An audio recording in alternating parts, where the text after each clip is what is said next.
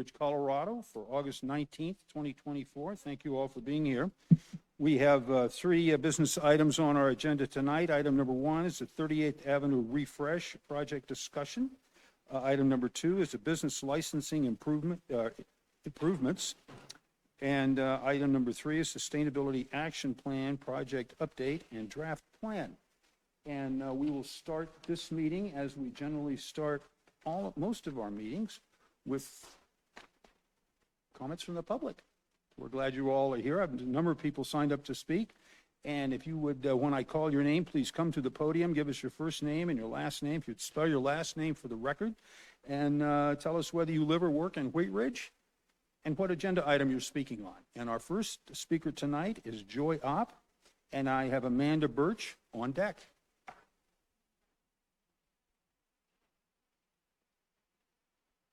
Oh, and you'll have 3 minutes, and we'll have the clerk start the time once you finish your name. Hello, my name is Joy Opp, OPP. I live at 46 Hillside Drive, and I'm the current chair of Sustainable Wheat Ridge.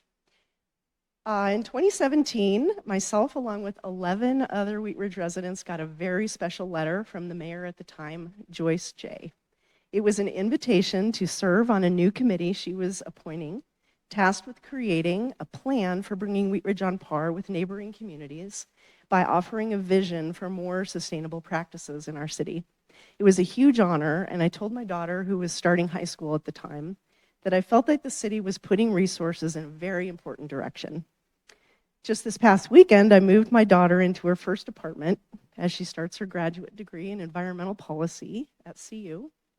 And that milestone made me realize just how far Sustainable Wheat Ridge has come in 7 years.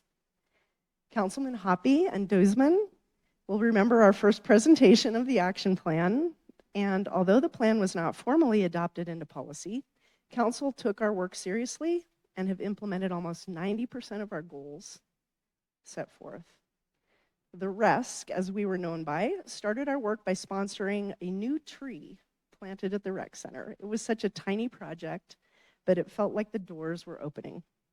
Since then, the committee has received grants for installation of EV chargers, joined the National Sustainable Neighborhoods Program, hired a full-time sustainability coordinator, adopted a green business program, joined the CC4CA, installed bike racks, published a newsletter with over 450 recipients, participated in Excel's Partners in Energy program, hosted annual paint recycling and e-waste collection events, partnered with Jefferson County on the Love My Air to get air quality monitors at the rec center and Panorama Park, and initiated a solid waste management outreach plan. And this is just to name of a few of the many goals we've accomplished. The Sustainable Wheat Ridge Committee has continued to meet monthly and has now joined the list of official boards and commissions. And our coordinator, Mary Hester, acts as a liaison between the committee and various staff organizations to make tremendous progress on many of our initiatives. We're so grateful for the city's continued progress in reaching the goals set forth in our first action plan. And the ongoing support of council has ensured that our committee has had a budget and a thirst for action. But now is a time for a bolder and more visionary plan to be officially adopted into city policy. Now is the time for an action plan that holds the city accountable for making lasting and sustainable changes for residents to prosper long into the future. Thank you. Thank you. And Joy, one more thing, Joy. Can you tell us, can you give us an update on the tree? I haven't seen it in a while. I'm sad to say I think the tree died. Oh. Well, we'll have to work on that in the new plan, I hope. Our next speaker is Amanda Birch and Betsy Kopak on deck. Hello, my name is Amanda Birch, B-U-R-C-H. I live in the Bel Air neighborhood in District 2. I joined the Sustainability Committee earlier this year, and I'm honored to serve my community in this capacity. I'm excited to be here today among my fellow committee members to present our new Sustainable Action Plan, which aims to improve our residents' satisfaction and quality of life. The action plan is designed to enhance the daily lives of our residents. For instance, some of the energy efficiency and green building initiatives aim to reduce municipal energy use, contributing to a cleaner environment. Community engagement is at the heart of our plan. By involving residents in projects like community gardens, we aim to beautify our city further and create opportunities for social interaction and community building. Enhancing our public spaces is also a priority. The development of cycling and pedestrian-friendly areas and some of the arts and culture initiatives proposed in the plan will make our city more attractive and enjoyable for residents and visitors alike. The plan calls for educational initiatives like water conservation campaigns and solid waste and recycling programs, aiming to raise awareness and empower residents to make environmentally conscious decisions. By educating our community, we create a culture of sustainability that benefits everyone. Our Sustainable Action Plan is a long-term commitment to our cities and its residents' well-being. Ongoing efforts in renewable energy and transportation improvements are designed to reduce our carbon footprint and ensure future generations enjoy a high quality of life here in Wheat Ridge. Investing in these areas today means a healthier, more resilient city tomorrow. I ask Council to adopt this Sustainable Action Plan. This plan is not just about environmental stewardship. It's about investing in our community's happiness, health, and unity. We commit to a brighter, more sustainable future for all Wheat Ridge residents by supporting this plan. Together, we can make our city a model of sustainability and a place where every resident thrives. Thank you for your time. Thank you. Our next speaker is Betsy Kopak and Connor Denton on deck.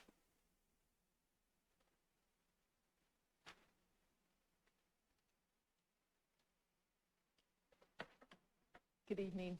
My name's Betsy Kopak, C-O-P-P-O-C-K. I live at 25 Skyline Drive in District 3.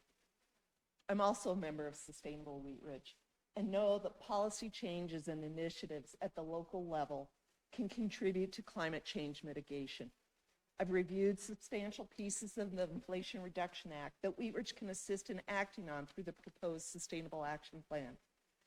Climate change and Wheat Ridge's piece of approving and acting on the Sustainable Action Plan is the quintessential act of think globally, act locally. The impact of climate change is being felt today in many areas, but natural disasters alone cause loss of life, burdensome cleanup, and rebuilding and high economic cost. In Colorado, that could mean more fires, tornadoes, hail, and heat waves. The IRA takes on ways to mitigate climate change and also creates opportunity for resilience to climate change, but has left it to state and local governments to encourage and help their communities navigate the plethora of programs. The Sustainable Action Plan is a key part of helping Wheat Ridge do its part. Let me focus on just heat waves. The White House estimates that cooling degree days is to increase by up to 60% by century's end. Heat waves are expected to become more frequent, severe, and longer. How will this impact Wheat Ridge? This means more days when the most vulnerable need help cooling their homes or finding places that are cool. This will become a growing concern that the city will need to address to keep their citizens safe. Wheat Ridge can get ahead of the game by encouraging and creating awareness of the many programs that can help their residents, including updating their electrical panels to handle heat pumps and solar panels, installing heat pumps, energy efficiency improvements, installing solar panels, aggressively updating building code for energy efficiency and electrification, along with streamlining permitting for all of these efforts. And there's tree planting to mitigate heat island in effect. The city should also lead by example and take advantage of the programs available for the municipalities, including EV programs, electrification, and solar panel installation. Everything that Wheat Ridge facilitates today will pay back in the future with a healthy, more productive community in the future. The proposed Sustainable Action Plan addresses creating resilience for heat waves, along with all the other issues that come with climate change. I encourage you to approve the plan as a great step towards Wheat Ridge being an active community in mitigating climate change. Thanks. Thank you. Our next speaker is Connor Denton and Amy DiPierre on deck.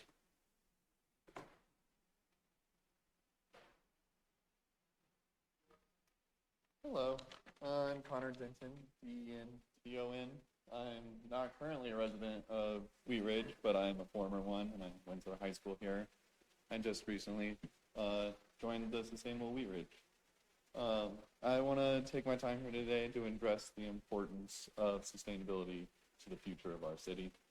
Wheat Ridge is undergoing a significant transformation from a large influx of development to becoming increasingly desirable to live in. With that, one of our most pressing issues is ensuring that these growth and developments meet our alignment with our sustainable commitments. By prioritizing sustainable practices now, we won't only preserve our environment, but enhance the well-being of our citizens. This can go from integrating green energy, prioritizing buildings with energy efficient designs, limiting water usage, and investing in alternative transportation infrastructure, all of which both increase quality of life and decrease cost of living for our residents. The decisions we make today will influence Wheat Ridge's environmental health, economic stability, and social fabric in the immediate and distant futures. Sustainable development can help mitigate the impacts of urban sprawl, help protect our local wildlife, and help ensure that our residents have equal access to all of our amenities. Additionally, it positions Wheat Ridge as a forward-thinking city, incentivizing residents and businesses who value environmental stewardship and quality of life to move here. Incorporating sustainability in our development projects, businesses, and everyday life isn't only about meeting today's needs, but preparing for tomorrow's. It's about making a city where growth and environmental responsibility go hand in hand. We plan and we build, so let's envision a future where Wheat Ridge thrives as a green and homogeneous community. Thank you for your time, commitment to making Wheat Ridge a model for sustainable living. Thank you. Our next speaker is Amy DiPierre, and I have Stu Stewart on deck.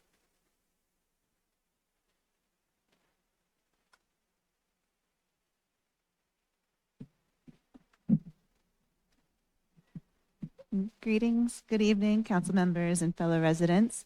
My name is Amy DiPierre. It's D-E, capital P-I-E-R-R-E. And I just broke a remote. But I live in District 2's Barth neighborhood. I have been actively involved with Sustainable Wheat Ridge since its start in 2017. And it has been rewarding to see our community's dedication to sustainability grow over time. Tonight, I want to highlight how regenerative agriculture and pollinator support are integral to our city's future and how they align with the goals in our updated sustainability action plan. Wheat Ridge has a proud history as an agricultural community, and this heritage provides a solid foundation for integrating regenerative practices into our sustainability efforts. These practices focus on rebuilding soil health, fostering multi-species ecosystems and biodiversity, reducing chemical use, protecting water, and enhancing pollinator habitats. This approach is more than a trend. It is a commitment to creating a resilient environment now and for future generations. One of the Parks and Recreation Department's initiatives, the Regenerate Wheat Ridge program, embodies this commitment and marks Wheat Ridge as a leader in this area. This program fosters community cohesiveness through learning and aligns with our planned sustainable land and water management goals. Supporting and expanding this type of programming demonstrates the city's dedication to preserving our past while embracing a thriving future. The updated Sustainability Action Plan underscores our dedication to these priorities. It shows that we are serious about integrating sustainability into every aspect of our community, from enhancing green spaces to supporting public health and improving air and water quality. I urge the City Council to support these initiatives with enthusiasm.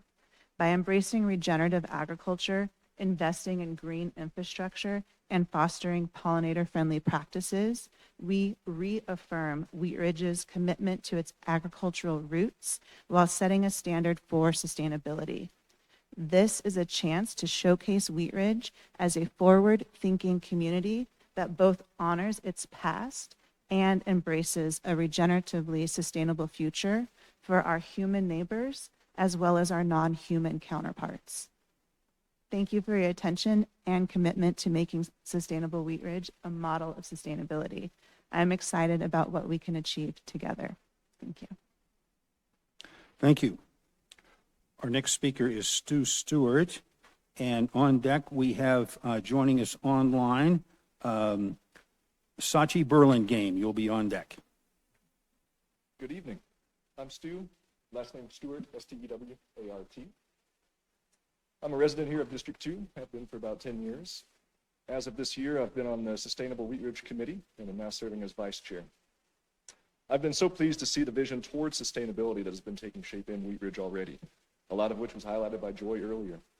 And really, that's all thanks to the efforts of the Sustainable Wheat Ridge Committee, of City Council, of City staff, of the residents of Wheat Ridge. You've also heard some voices tonight of current perspectives and future considerations that make sustainability so important to our community. An overarching theme to all of this, though, is the clear and proven climate emergency that we collectively face. A climate that is 2 degrees Celsius warmer than pre-industrial times will undoubtedly bring about major environmental changes.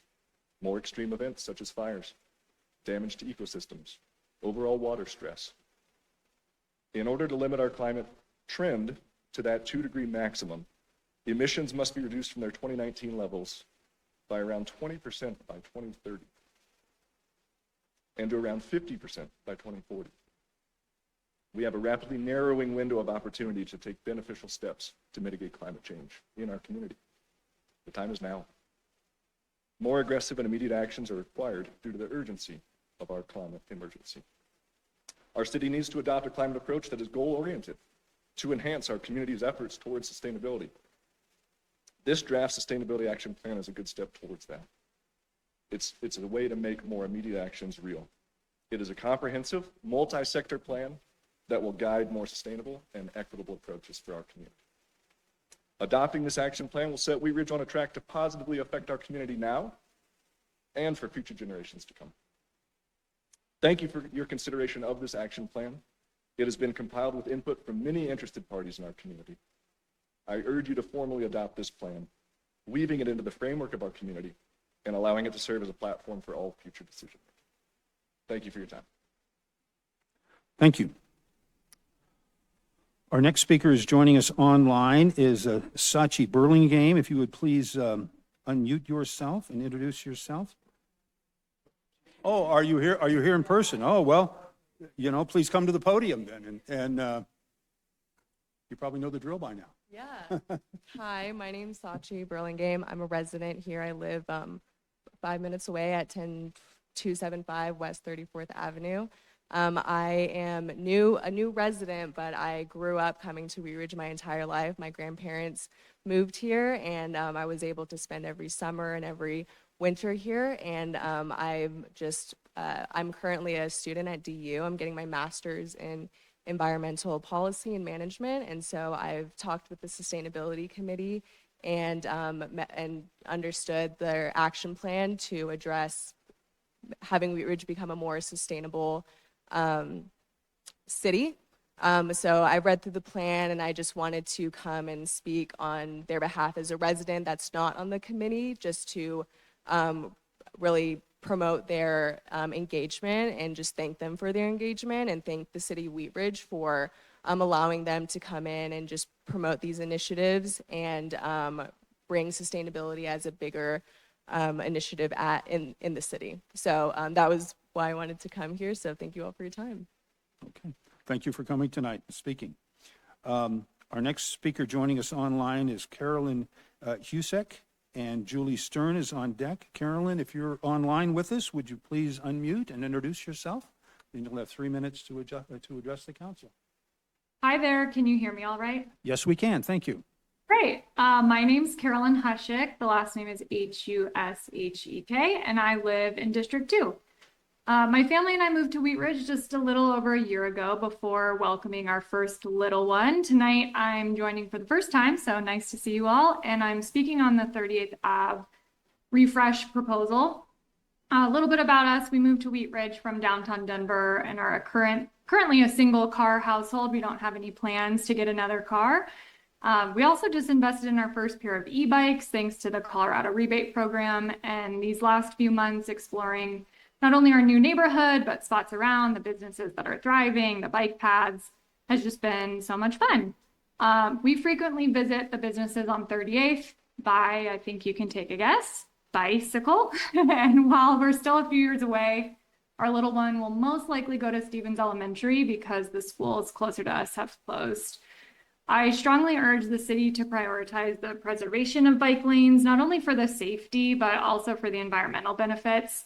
I think removing those lanes would be a big step backwards. They're super vital in connecting the bikeways that we've recently learned to come and love and enjoy. And we're eagerly anticipating even more connectivity once the Wadsworth project is completed with those added extra lanes and walking paths. That's all I have to share. So thank you for your time. Thank you very much for joining us. Our next speaker and the last speaker I have on signed up to speak is Julie Stern. So Julie, if you're with us, if you'd please unmute and come online and introduce yourself. You'll have 3 minutes to address the council.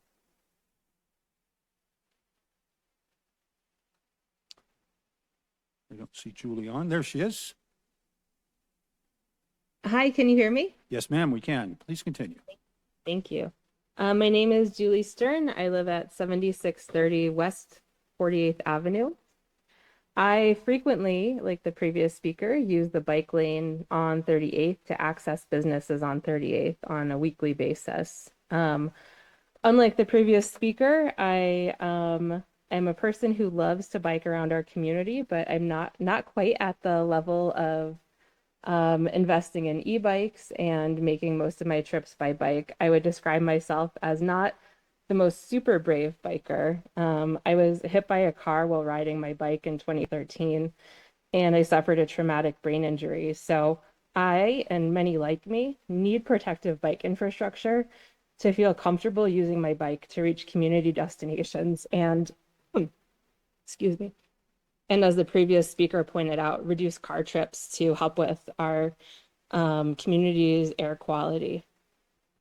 While I do ride in traffic when it's necessary, I have been honked at and nearly hit again while riding along 38th, trying to ride in traffic when the bike lane has ended, which you can imagine for someone with the experience I've had is stressful, not to mention needing to merge with traffic when that all too short bike lane ends. I was disappointed to see that badly needed improvements in the pedestrian experience along 38th are proposed to come at the expense of cyclist access to the new and improved corridor. The less comfortable our community is for biking, the more parking we will require as possible bike trips like mine are replaced by car trips. We need more bike access connecting our neighborhoods to key destinations, not less. Thank you. Thank you very much. That's all of the folks I have signed up to speak. Thank you all very much for coming and addressing the council. We appreciate it. We will now go to our first agenda item. This is the 38th Avenue refresh project discussion. Mr. Goff. Thank you, Mr. Mayor. Maria Andrea is here tonight, our Public Works Director. We've put together some potential next steps to move forward on the 38th Avenue downtown Main Street revitalization that we've been working on for numerous years. And as you all know, we have the 2J funding that voters approved this last November. We're going to be issuing some bonds this fall. So Maria has put together some options she would like to get some further direction from City Council on. So Maria. Great. Thank you so much.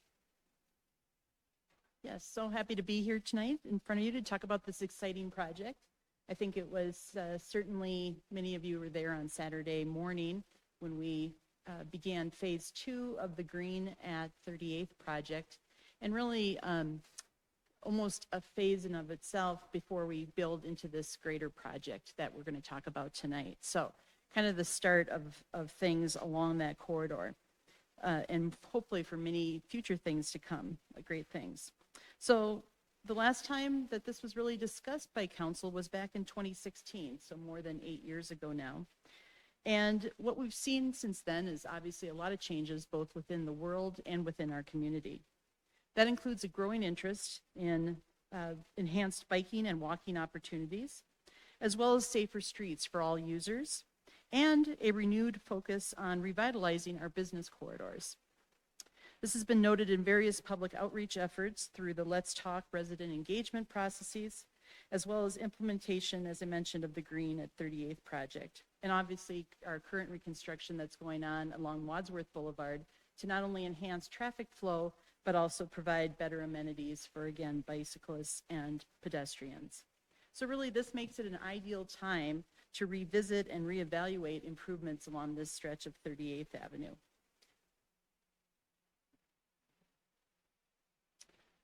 So, as I mentioned, the focus tonight is not the entire corridor, but really the kind of the remaining piece. So from Wadsworth to Harlan Street. East of there were improvements made probably around the turn for about 2000, early 2000s. So we're really focused on this segment that has been deemed more of a downtown area. And tonight, what we'd like to talk about, just to give you a preview of some of the discussion points, is really, is this the right time, in City Council's opinion, to undertake this project? Our next steps would involve hiring a design consultant to go through and basically build upon the work that was done in 2016 and get that to a point of preliminary design with public process to see where we can essentially move forward to ultimately construction, hopefully within the next several years. Then secondly, are there any other goals or outcomes that we should be considering at this time? And then, as several of our public speakers have spoken to just previous to this, should we retain on-street parking in lieu of on-street bike lanes? Which of those are the more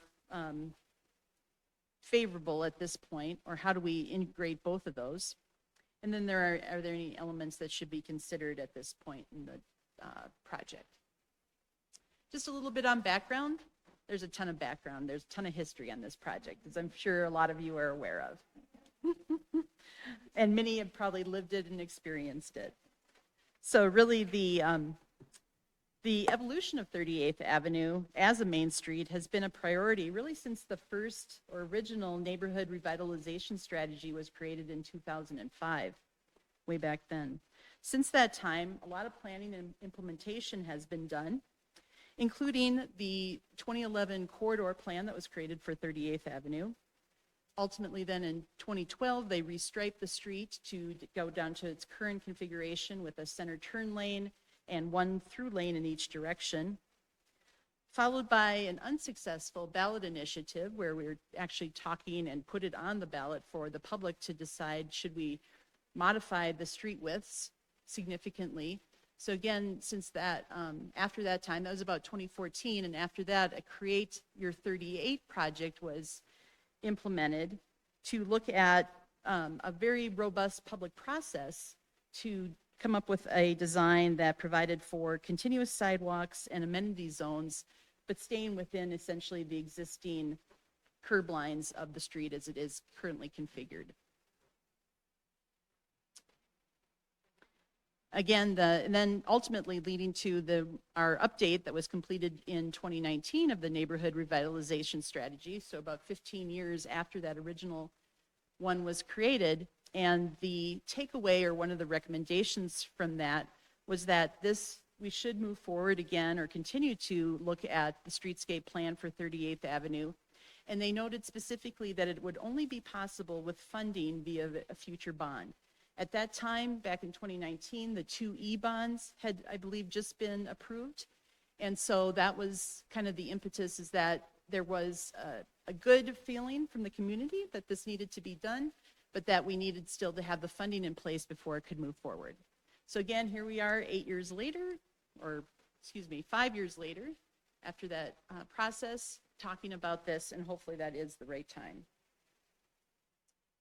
The 2011 corridor plan identified 4 kind of key elements that were integral in creating that sense of place. So instead of just being a corridor that you drive through and something that you go to get to some other destination, creating that sense of place within 38th Avenue. And that centered around these 4 elements of identity, vitality, appeal, and mobility. So as we move forward with the design, we'll keep these tenets in mind to make sure that we're hitting on all of those. So the next several series of slides that I want to show is just some of the concurrent conditions out there. And I took all these pictures within the last few weeks, so they're really current. And it just shows, and I use the word refresh in the project title because I think that's really what's needed. There's certainly an element of tiredness. So refreshing it, livening it, really bringing some more energy out there and building on some of the elements, again, that are already going on. We're seeing a lot of patios, a lot of new coffee shops, new businesses out there. So how do we make the public and the private realm kind of work together to revitalize that space? So this first just shows the existing, these are Xcel-owned streetlights. They're that kind of Victorian style. They have both single and dual globe style lights. But as you can see in the left, and then I'll show in a subsequent slide, we've had continuous vandalism, people trying to tap into the electrical power, or in just other ways getting into the base of those light poles, people hitting them. And you can see, especially on the left, and it's probably a little bit harder in the other 2 photos, but some of them are very faded. So they did start out as black, and over time have kind of gotten to this kind of patinaed, almost greenish gray that you see there. But then some have been replaced, and they are black. So you have kind of a mix out there. These are some of the Xcel transformers that go along with the street lights. And you can see, again, these are 4 different locations, not all of them, but 4 locations where there's been significant vandalism occurring just in that short stretch, about 1.5 miles of 38th Avenue. And we, staff continuously talks to, we have direct communication with Xcel's decorative light manager. They have one person who's in charge of that, and they just know that this is an ongoing issue. So it's not for lack of trying by Xcel, but more really that it's an ongoing maintenance issue that they just don't have enough resources to keep up with. This picture shows a little bit here, some of the differing conditions in terms of the pavement. So the first picture on the left there, you see a tree well and the different kind of textured surface. You can imagine if you're walking in that in the dark, or the third picture that if you're stepping off of the curb to get into your car, you could easily catch your foot on that. So it becomes a tripping hazard. Anytime where you have those differential grades, the second photo shows that depressed manhole there. So instead of either turning the manhole, raising it, getting it out of the curb line, they sloped the sidewalk down to match the grade of the manhole. And as you can imagine, if you're walking along there, all of a sudden you're feeling that dip instead of staying more level. And then the furthest picture on the right is just some new concrete that was installed with the new development. And as you can imagine, you're having to take a sharp left and a sharp right. We're probably going to go out and probably paint those curbs so that they are a little bit more visible during the dark. So lots of issues out there. These photos just show that lack of continual sidewalk. The picture on the far right, you kind of end, the concrete kind of ends in a parking lot. And then you, on the other photos, just kind of show this mishmash of pieces of concrete added onto the back of the sidewalks, other pieces, the asphalt comes out, and you don't have that sense of continual, comfortable, safe sidewalk that, again, meets ADA standards, but also allows for safe and comfortable walking. Then planters. So we've got a variety out there. I could have probably put three slides together of all the different types, but we have, again, just a variety that have cropped up over time. I think some of these were installed maybe by the adjacent property owners. Parks is filling those with plants, and they look great. But again, kind of continuing with that theme throughout, where we would have really cohesive looking amenities along the entire corridor would be our goal. And then here you see just some different pictures of different street furniture. So on the far right is our kind of standard bench and trash can, but other stuff has popped up too. And while some of that can certainly be interesting and add to that enlivenment of the street, there's also some, as you can see in that far left picture, not in the greatest conditions. So it's a wood bench. You see that one piece is kind of elevated there. And then we have some other types of furniture that have just popped up on the street. And we want to make sure, again, that those might be okay, but we want to make sure that we have accessible corridors for everyone there. Then landscaping. So there's not a whole lot of space behind the sidewalk that is part of the public right-of-way.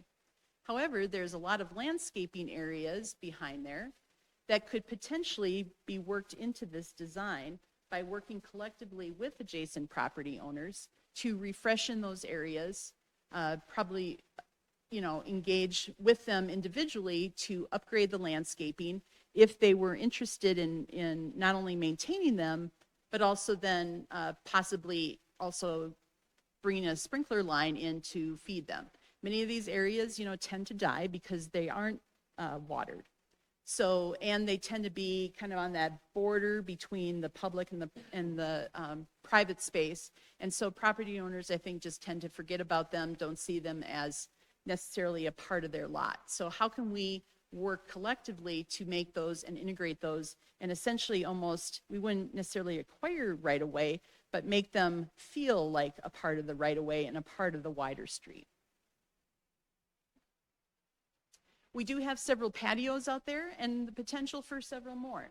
So these are the two top middle pictures, the pop-up cafes that we called them. They're temporary in nature. They were installed by Public Works and they can be dismantled and moved at any time. So we would look at making these maybe in more of a permanent configuration of some sort. And there's also other opportunities. Again, we've had several businesses move into the area that might be interested in that type of facility out in the street, as well as some areas, as you can see over here on the right, where this is the parking lane, the official parking area, but then kind of this no man's land between the parking and the old or existing curb line. So could that be another patio? Could that be rain gardens to provide some water quality? That was what we would be looking at.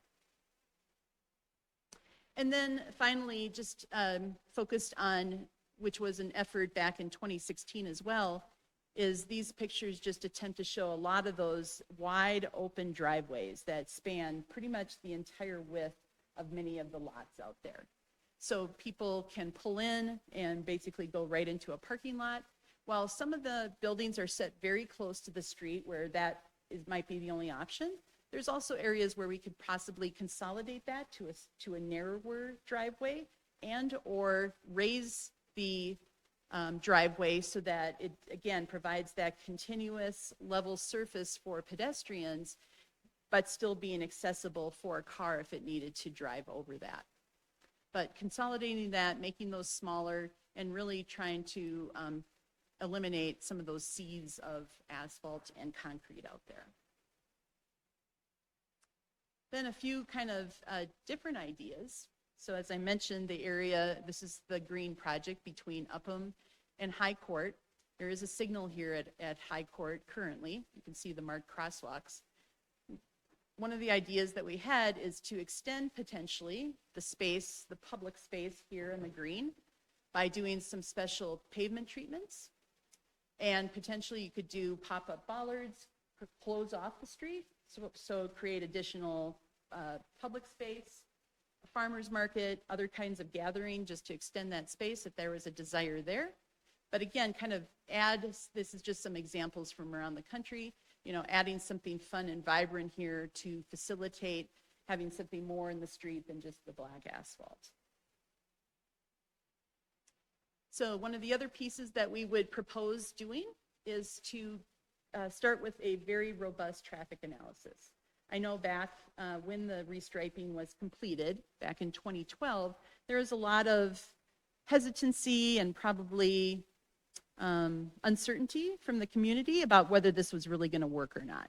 You know, we were going down from essentially 2 lanes in each direction to 1 in each direction. Would it handle the volumes? Would we see increased crashes? You know, is it really going to work?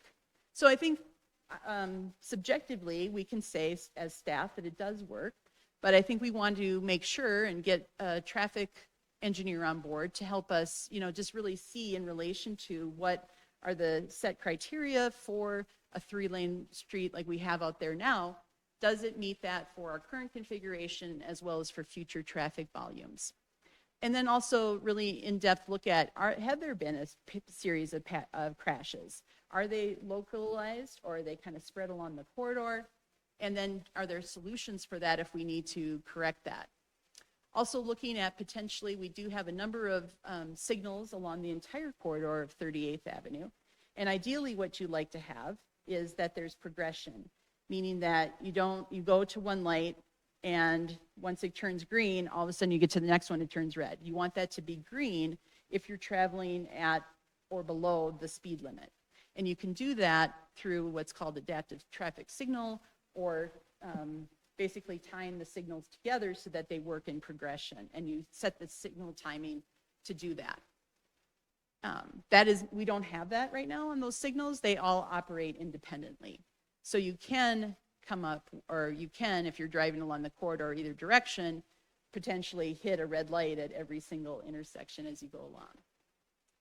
Then finally, identifying opportunities and locations for pedestrian improvements, and then updating our parking analysis, which again was completed back in the early to mid 2010s. One element that we would also like to look at as part of the traffic analysis, this shows the corridor from the far left is Wadsworth over here. This is Harlan Street, which this is the limit of the section that we're talking about. And the green circles represent potentially a roundabout location. So we can't sit here today and say that that's for sure can work, but we would like to analyze that as part of the traffic study to see if that makes sense. So this is an existing signal at Pierce. This is the existing signal at Harlan. And then this would be the existing signal at High Court. So removing those signals and replacing them with roundabouts. So again, not that that's a for sure, but we would like to evaluate that and see if that, again, helps to cut down on speeding and provide other opportunities, especially for crossings along that. And then bicycle accommodations. Several of the public speakers talked to this as well. So the purple shows, the purple east-west line shows the existing bike lanes that start here at Wadsworth. They're marked on street to the intersection with Pierce at this location. So those would remain under this proposal. We would not take those away because we can accommodate those without moving the curb lines at all.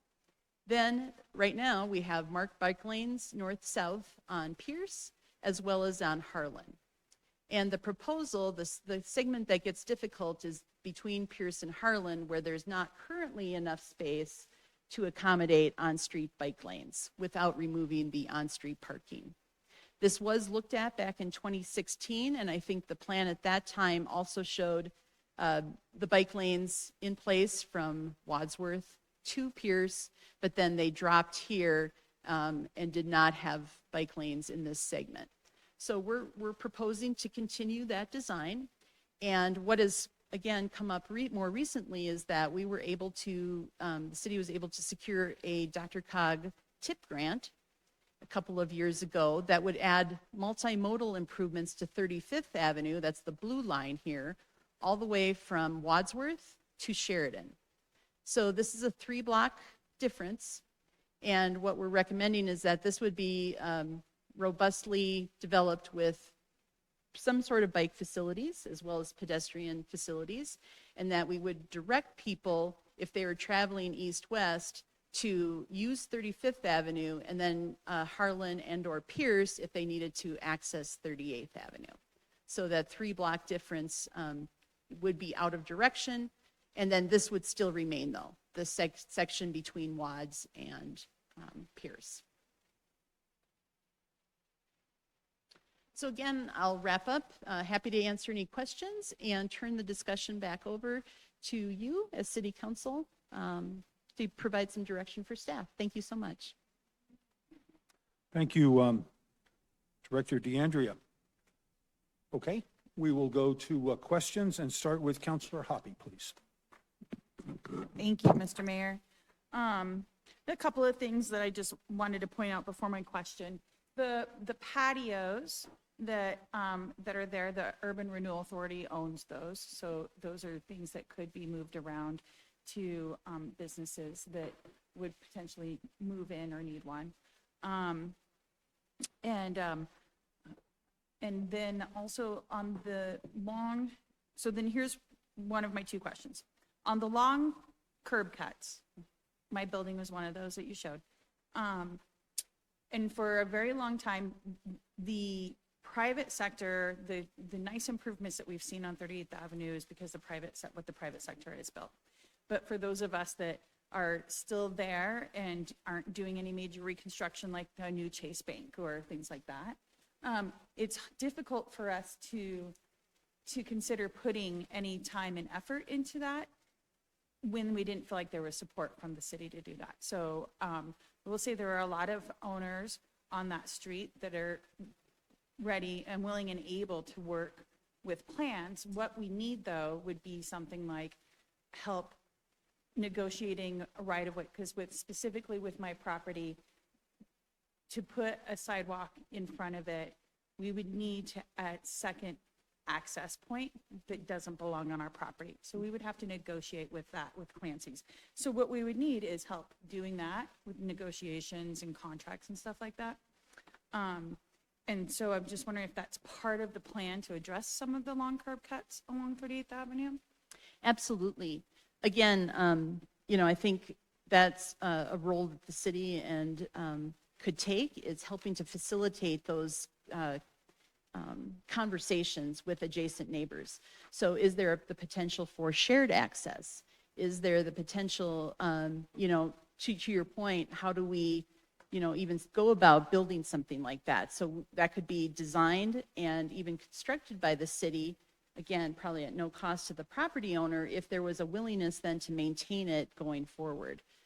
So I think that would be kind of the plan, if you will. And I think we could definitely provide that assistance and help to start to narrow down where possible, again, where we had willing partners to minimize those number of street cuts and that kind of wide open look. Great. And then with the XL's boxes, with their very ugly boxes, it's my understanding that you have to have permission to paint them or put any sort of public art on them.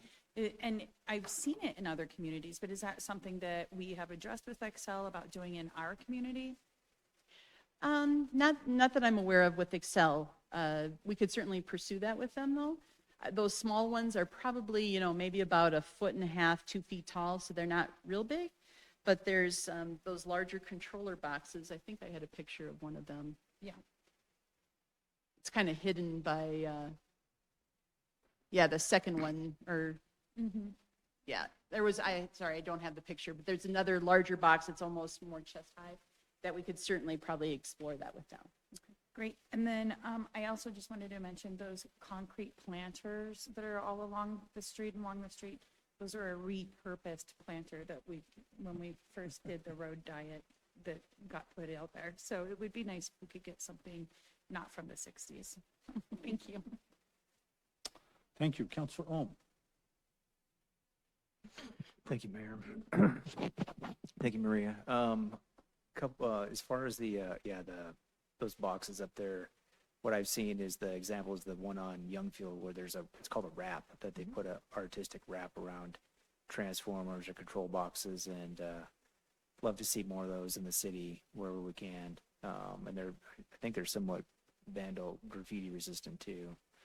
And then as far as the bike lane, as a cyclist, even as a motorist, as I'm usually traveling somewhere, be it on 38th. As you're traveling, you just passively are taking in what's surrounding you. There might be a business and you see it and you're like, oh, I make a mental note, I need to stop by that place.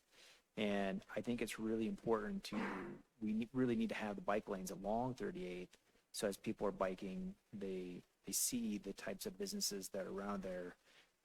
And I also really value the city of Wheat Ridge's diversification of the modes of travel and traffic, and that I want us to be looking out, 10, 20 years of, as our neighboring cities have gotten increasingly bigger and the traffic is more and more of an issue. I'd like to see definitely, areas for parking for, electric bikes, other bikes, and the ratio of, the bike parking spot to one car spot has been proven to be pretty effective. So I'm not saying get rid of all the car parking spaces, but I think we really have to start looking forward.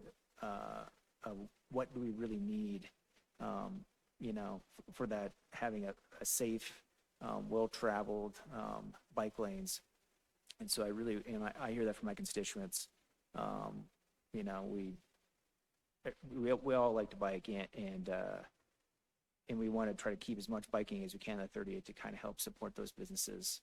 And so I don't know if we need, further studies on cross sections of like where I understand there's a give and take. We have so much right away, and we can have this or not this, but I really want to advocate for keeping and expanding those types of bike lanes. It also gives the community more of an identity to have that close connectedness, and some of the e-bikes they are heavier, and they really would be preferred to be on the street. And I know that if we don't have the bike lanes on 38th, people are still going to want to bike. They're just going to be on the sidewalks, and I foresee potential conflicts with people, be it, people with families or somebody with groceries or just walking that, and I can't blame them. I know the traffic can get busy on 38th, and those are your options. Do I go in the street or do I go on the sidewalk? And so I want to make sure that we're really considerate of that. But really appreciate your report, and there is a lot of improvement along 38th, and I'm really looking forward to it. Thank you. Thank you. Councilor Hulteen. Thank you, Mayor, and thank you, Maria, for that presentation. I mean, I feel like anytime we're here talking about 38th Avenue, there's such a long history with it. Like I could not have knots in my stomach because of the history of it. But it's really exciting that we're at a place now where we're much more unified in the vision and what we're trying to accomplish there, and we got some funding to see that happen. So a couple of thoughts. First of all, my read of the packet, and I heard from a couple of constituents, was there was an interpretation that the packet was proposing removing the existing bike lanes. So thank you for clarifying that that is not on the table, because I think that would be the kind of regressive move that we would hate to be having to have that conversation. So, but coming to the table with thinking that that's where we were, one thing, if you want to go to the map that's showing you were just there with the blue. Yeah. So I think one of the things that's really important to note as somebody who uses the purple and the blue quite a bit to get where I need to go, that's actually showing a connection on 38 to Wadsworth, which really doesn't exist. And I think the thing, especially living west of Wadsworth, like I really think of the city as somebody who rides up 90% of my miles in the city are on my bike. And west of Pierce Street, we've got a grid problem. There's just lack of connectivity. And this plan contemplates accessibility from the south and not as much from the north. And so that connection on 38th Avenue is just so critical with the major improvements that are coming online in the next year along Wadsworth, and that we're really excited to initiate a robust planning through the Dr. Cog grant on 35th, which I did point out earlier to Maria and to Lauren that we were talking about 35th back when Bud was a city council member about funding that. So I'm excited to see that is still on the table, and I want to make sure that that is connecting well to Wadsworth, because at the end of the day, if those connections don't exist, it doesn't matter how good the infrastructure is for a certain number of blocks if it doesn't connect with the other ways to get there. And I know we know that. At the end of the day, though, 38th Avenue to me is a pedestrian project, and the improvements that we can make, and I'm really glad to see that you're looking at the granular aspects of the pedestrian condition and experience and environment around making it safe for everybody, you know, whether they're visually impaired or if you're just like me and kind of clumsy.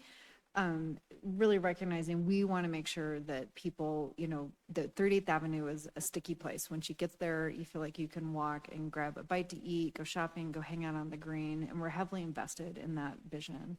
So I really support moving forward with this with a real focus on that pedestrian safety. I don't want to lose any of the existing bike accessibility and infrastructure. And to Councilmember Ohm's point, it would be really great if we were leaders in providing like enhanced bike parking and charging to really say like, come from a great distance. Like my e-bike, I can ride 20 miles somewhere as long as I can charge it when I get there. So we really want people to come to Wheat Ridge and stay there. And lastly, if we only had like $1 million, just replacing the lamps would bring us at least into this century. So I think it's really important though that we had a design kit at one of the iterations of this design process that I thought had a really thoughtful, I think, like contemplation of our mid-century history, but was very contemporary. So I think, you know, whatever this is, we want it to look cohesive, and we, you know, want it to, you know, bring our community into today and, you know, be vibrant for tomorrow. But ensuring that safety for pedestrians is first and foremost. And at the end of the day, making choices between accommodating bike mobility and additional parking, I'd be really curious, like just looking at your pictures, like the parking utilization in your pictures alone was not particularly noticeable or robust.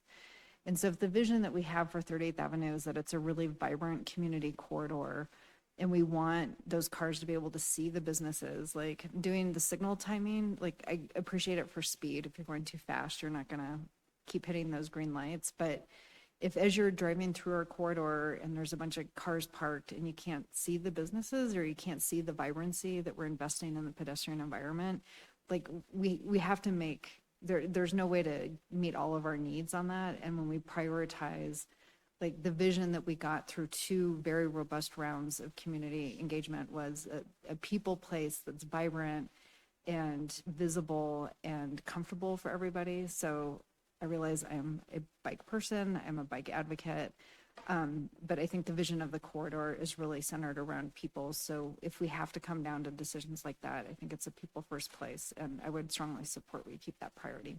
Thank you. Thank you. Pardon me. Councilor Snell? Thank you, Mr. Mayor, and thank you, Director DeAndrea, for all this. This is great, great information. Thank you for compiling this.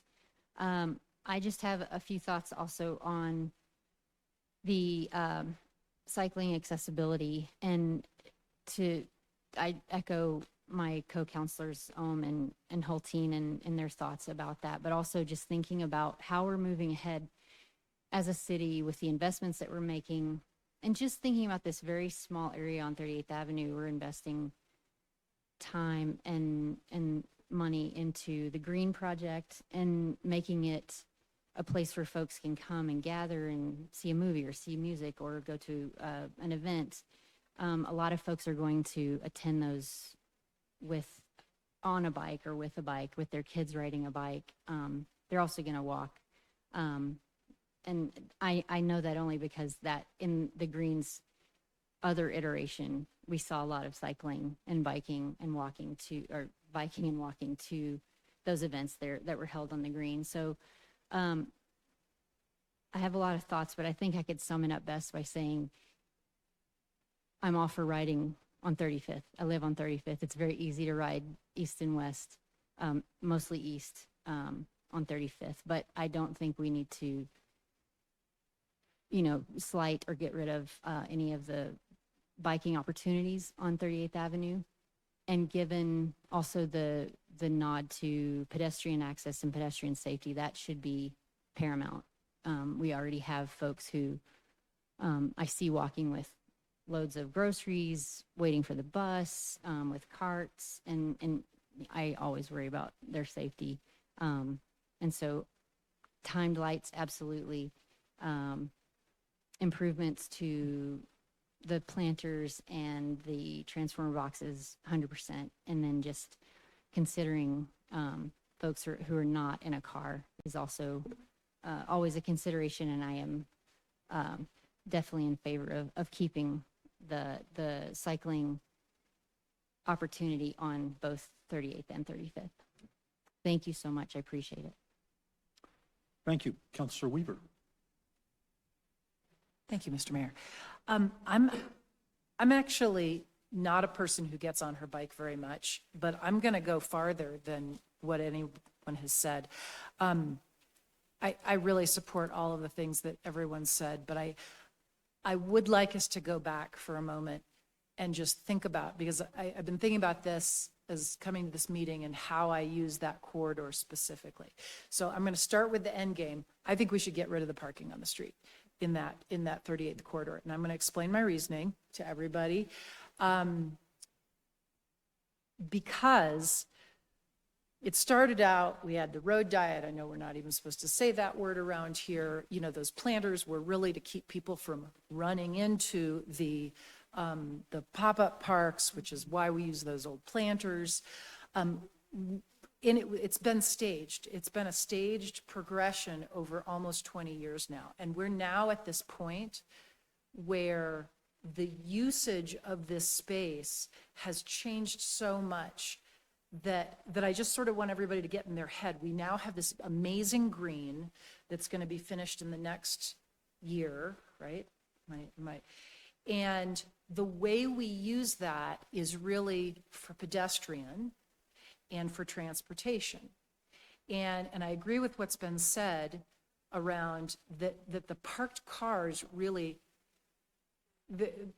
I want us to think about our usage, because it gets used at night by a large amount of cars for entertainment purposes because of the entertainment corridor in there. And those cars really shouldn't be parking on the street anyway, for lots of different reasons, because it's dark and you do have a lot of people there. And we are creating more parking because the school's not open after dark that could be possibly utilized. There are just some spaces that could be utilized for the entertainment influx that comes up, even far back as the parking in front of the Safeway and sort of behind that area, because people are willing to walk a block-ish to come to entertainment. And I know we have to think about the neighborhoods and things like that, but during the day, you really don't have the influx of parking in that area that really requires the street parking, where we're able to absorb the parking either on the parking that the buildings have or into the neighborhoods. So this is based on going to nighttime events that we've had for city stuff, where we've all been at the green in the middle of the winter or in the middle of the summer, but I'm specifically thinking in the middle of the winter, where we do the fun holiday stuff. And I've personally been hit, or not been hit, but almost been hit several times trying to walk across the street. And so I feel like we sort of need to rank our use of the area. Sorry, I know I'm in my brain here, but I really, we can't have it all there.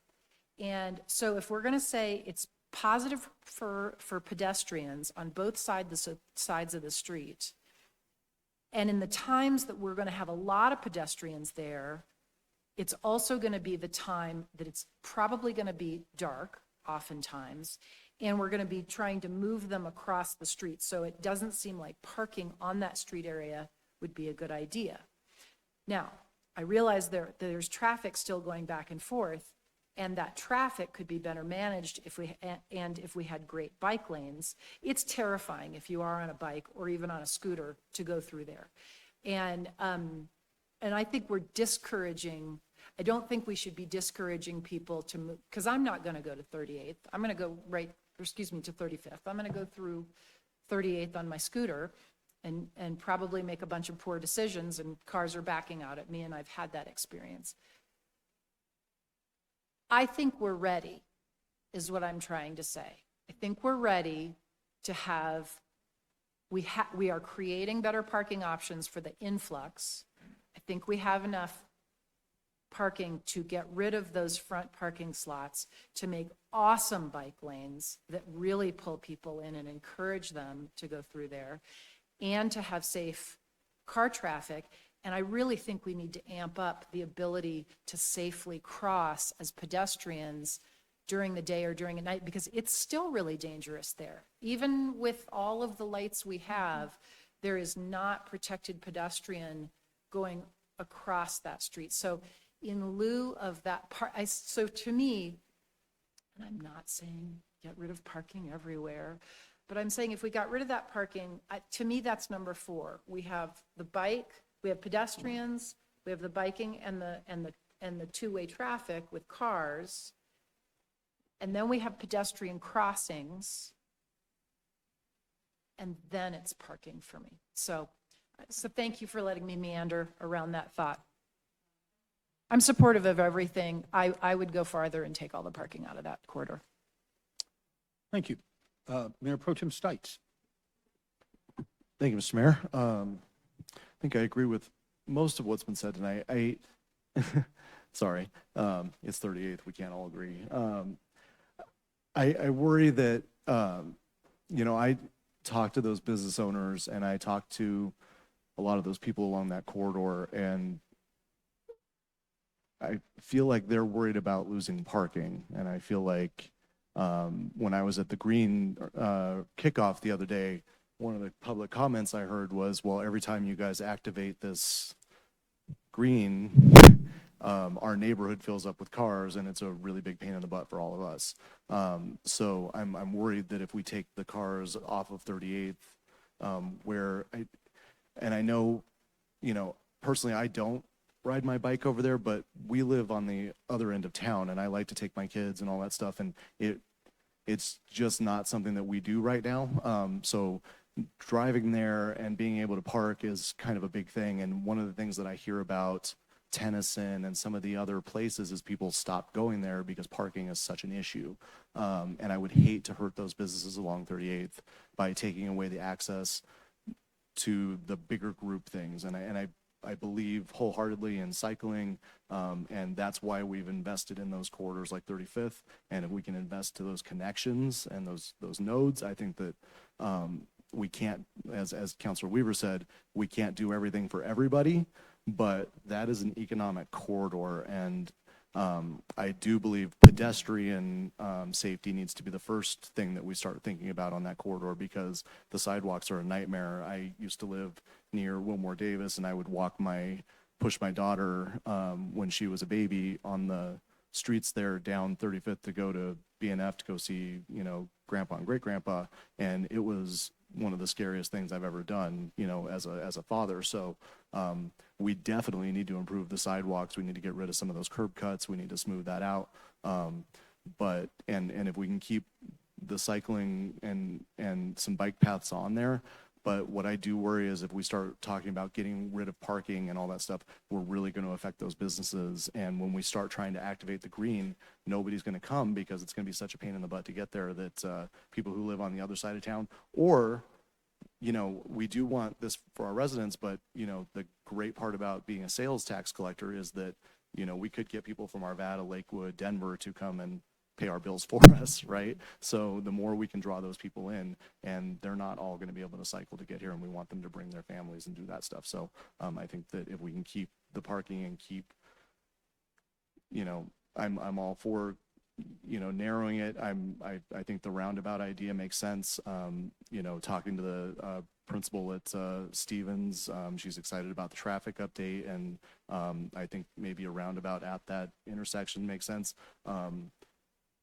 we really need to look at Upham and how that school can interact with Upham and maybe getting rid of some of the on-street, and I just said don't get rid of, but some of the on-street parking so that there is some visibility for those people trying to get out of Stevens during the day. But we do have a lot more employers along that corridor, and a lot of those people that go there aren't going to cycle to work. They actually go and they got to drive and then they got to commute. So we can't lose all of the parking. So thank you. Councilor Larson?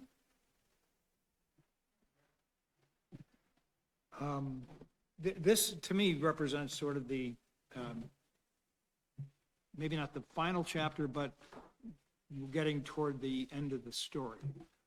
Obviously, as the story's been going on for a long time, and different chapters, there's been an ebb and flow of support and opposition and all kinds of controversy around this one street in our city. And in looking back on what was presented to the council back in April, on April 15th, the 38th East Refresh had an estimated cost at that time of $14 million, repairing pavement and gutters, maintaining sidewalk, landscaping, pedestrian elements, replacing pedestrian lights with city ones, removing the clocks, replace public art, enhance striping and crosswalks, and creating as we saw earlier, an identity that sort of reflects vitality and whatnot, and a lot of the very positive elements we want people to see and think of when they come to visit Wheat Ridge. As an aside, that the image of the utility risers damaged in one way or another, do we not have a sort of a hotline to Excel and to Comcast and to CenturyLink, because they all share that same style, that when one of these boxes gets damaged, somebody fixes it, because we've got these all over the city. And I know I've filed a couple of complaints and nothing really seems to happen, because we're not dealing with something that the city of Wheat Ridge can do, but having to rely on a utility. So I would urge that the city make an effort to hold the utilities' feet to the fire and get these things fixed, because they look terrible. The other items we are looking at here tonight, we're talking about hiring a design consultant. Of that $14 million that's been estimated that this chapter will cost, how much of that would go to a consultant? We haven't developed a scope of work yet, so I don't have an idea at this time. Mr. Larson, could you clarify the 14 million? Where did that come from? That was what was presented to council on April 15th of this year. Yeah. Was that? The overall 2J discussion that we had in Yeah, April. not just for 38 though. Yes. Was it? It's described Was as it? the Oh, 38th refresh. okay, all right. And then regarding parking, which seems to be the biggest point of contention here, as somebody who doesn't ride a bicycle, bicycle lanes are fine where they're needed. But I would like to think that the businesses and the people that run the businesses along 38th ought to have a voice, basically. And if they, a majority or a consensus of the business owners along 38th agree that taking parking off the street is something that they're in favor of, then I think that's the way to go. The only other consideration is that if we do remove parking spaces, that the city maybe consider creating or blocking out or somehow developing off-street parking for the visitors that come to see these great businesses on 38th Avenue, and provide somewhere for the cars to go if we're going to take the parking spaces away. The staff memo said that the staff believes that the parking should remain in place and find some alternative for bike routes. I would tend to support that. But again, if parking's going to be removed, I would think the city would want to think about creating some off-street parking to alleviate, to allow people a place to park. Thank you. We've had one round of counselors I wanted to opt in, and Counselor Larson has sort of hit on something that I was going to mention, is that alternatives to on-street parking. It's not just either on-street parking or no parking. Are there other opportunities for the city to acquire parking assets adjacent to the corridor, up and down the corridor? Is it possible to, think of another type of mobility, a little shuttle bus that runs up and down 38th Avenue that services a parking area or something like that?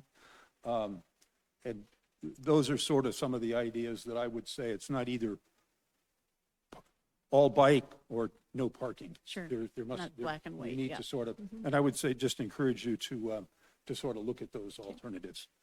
And then we have a couple of second hitters coming around, starting with Counselor Hoppy. Thank you, Mr. Mayor, and thank you for all of council's comments.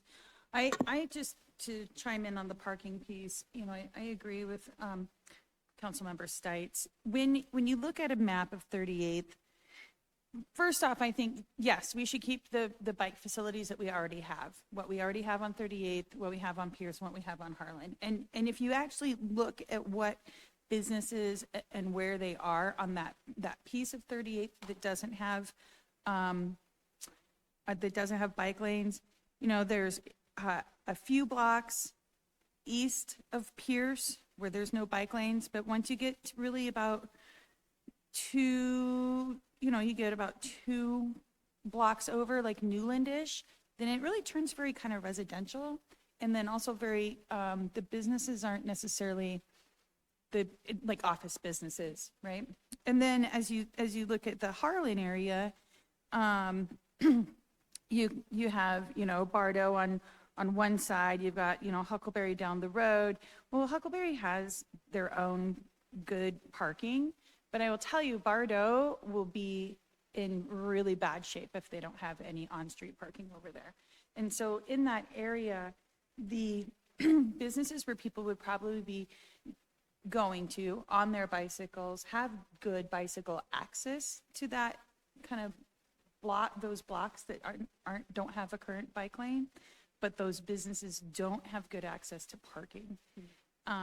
There's also some underutilized lots that maybe we could figure out some way to get them to share, if there's a way to make that happen. But the Wheat Ridge lanes, right next to the Wheat Ridge lanes, there's I think it's a dentist, and they obviously are not using their lot after 5 o'clock at night. So there's some places we can maybe look for sharing, and that's kind of how I feel about with I do support bike lanes.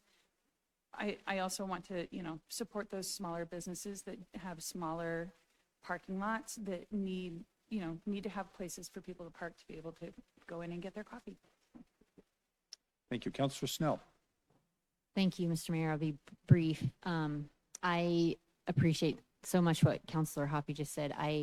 By being in favor of bike lanes, certainly don't want anyone to lose business because someone can't park a car to go and get coffee or what have you. I'm curious about, in some of the analysis that we might be doing, if there could be, it's hard to put it into words, but could there be some sort of a question for business owners around, feedback from people who are biking to their business? How many bikes you see in your parking lot as opposed to how many cars? I also don't want to get too into the weeds because I know business owners have 10 million things to do on a daily basis. So I just think that might be some good data to have, because I do know there are businesses on 38 that I have been to, and the bikes outnumber the cars in the parking lot. But that's, maybe just an occasion in time, one-time thing. But I do think that I would love to know that at least, or help find that out. Yeah, that's all I've got. Thank you. Thank you. And Counselor Hulteen. Thank you. I actually do have a question. So what would you hope to learn from doing the comprehensive traffic study? I know that I feel like what we've been confronted with, confront's a strong word, what we're contemplating tonight are a lot of complexities, and what I'm hearing the city's coming forward with is this of interest? If so, there are stages to move forward, including doing a comprehensive traffic study, evaluating the possibility of doing the traffic circles or roundabouts. So what would be the objective of the traffic study? Because when I first read it, I was a little bit nervous that, what if the traffic study comes back and is like, we need 4 lanes of traffic, and then where are we? Because I think we're then in a position of having to like almost start from scratch again on 38th Avenue. So can you maybe share a little bit more about the approach to the traffic study, what kind of information and how that information would influence some of the things we're discussing tonight around, prioritizing different types of access? Certainly. Yeah, so what I've heard collectively generally is an emphasis in terms of goals on pedestrian safety, pedestrian access, as well as bike access, and continuing just safety generally in the corridor, but good access to businesses as well, and really hearing from the businesses, not only what they're currently experiencing, but what their needs are. So just going back a little bit, our intent with the traffic analysis would really be just to confirm. Again, I think from a subjective viewpoint, staff would say it's working well, that we would not need to go to 4 lanes. I think we just want that kind of, yes, assurance from a quantitative perspective, taking some new traffic counts, again, identifying any crash patterns out there to confirm that what we feel subjectively is accurate. Then to kind of take the next steps, that would be kind of the basis. But then, so as we start to develop this design element, what the corridor looks like, assuming that that 3-lane section works, what elements can we do to enhance and work towards those goals of pedestrian safety, bike access, customer access, and business, and consolidating these access points? So what elements of traffic, whether that's enhanced crossings across the street, this idea of the roundabouts, how do those from a traffic perspective work in that overall design to feed ultimately into the actual design of the corridor? Okay, thank you. That's helpful. So I guess a couple of reflections on that. One is, I think, since there's a programmatic piece to this and has been mentioned, we have a lot of underutilized private parking on that corridor.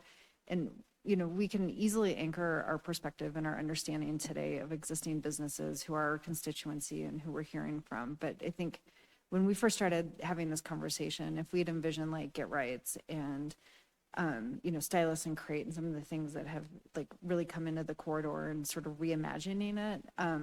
So I think, where are we 5-10 years from now? And so I really hope we can keep that lens. And what we really have that I think we should be looking at aggressively is what are carrots and sticks we can use programmatically to really bring in some of those parking hoarders that are really not like good use of the land. We're sitting here talking about public right of way and making hard choices between parking and bicycle safety and pedestrian safety. Well, we have these parking lots that are like right there that like sometimes maximize at 15% utilization. So I think as part of this, we should really be looking at what are policy tools that we have available to us that, I mean, we all like carrots, but like at the end of the day, it shouldn't just be a conversation that requires us to do the right of way, because the other right of way we have is the neighborhood streets, right? Which our constituents also don't want us to be flooding into. So I think in all fairness, bringing in policy perspectives around, are there ways of like either incentivizing or creating, incentivizing those private property owners to be participants in solving our parking issues, I think is a good use of our funds to be taking a look at. And then I am a huge fan of roundabouts.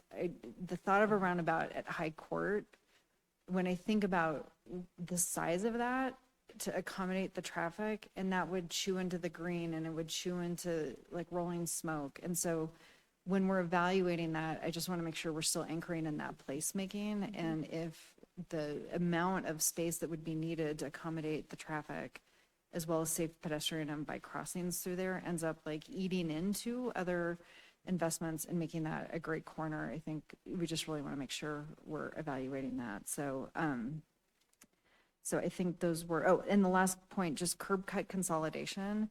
actually will create more parking opportunities. When you actually evaluate the parking access at many of their properties on 38th Avenue, part of their own internalized compromise on parking is that they've got 2 or 3 curb cuts. And if they were to actually consolidate that, that would actually give them 2 to 4 additional parking spaces. So the curb cut consolidation alone will actually help augment private on-street parking or private parking for some of those businesses. So I think when we're coming up against parking, let's not just look at our own right of way, but really bring in our business owners as solutions. Thank you. Councilor Ohm? Thank you, Mayor.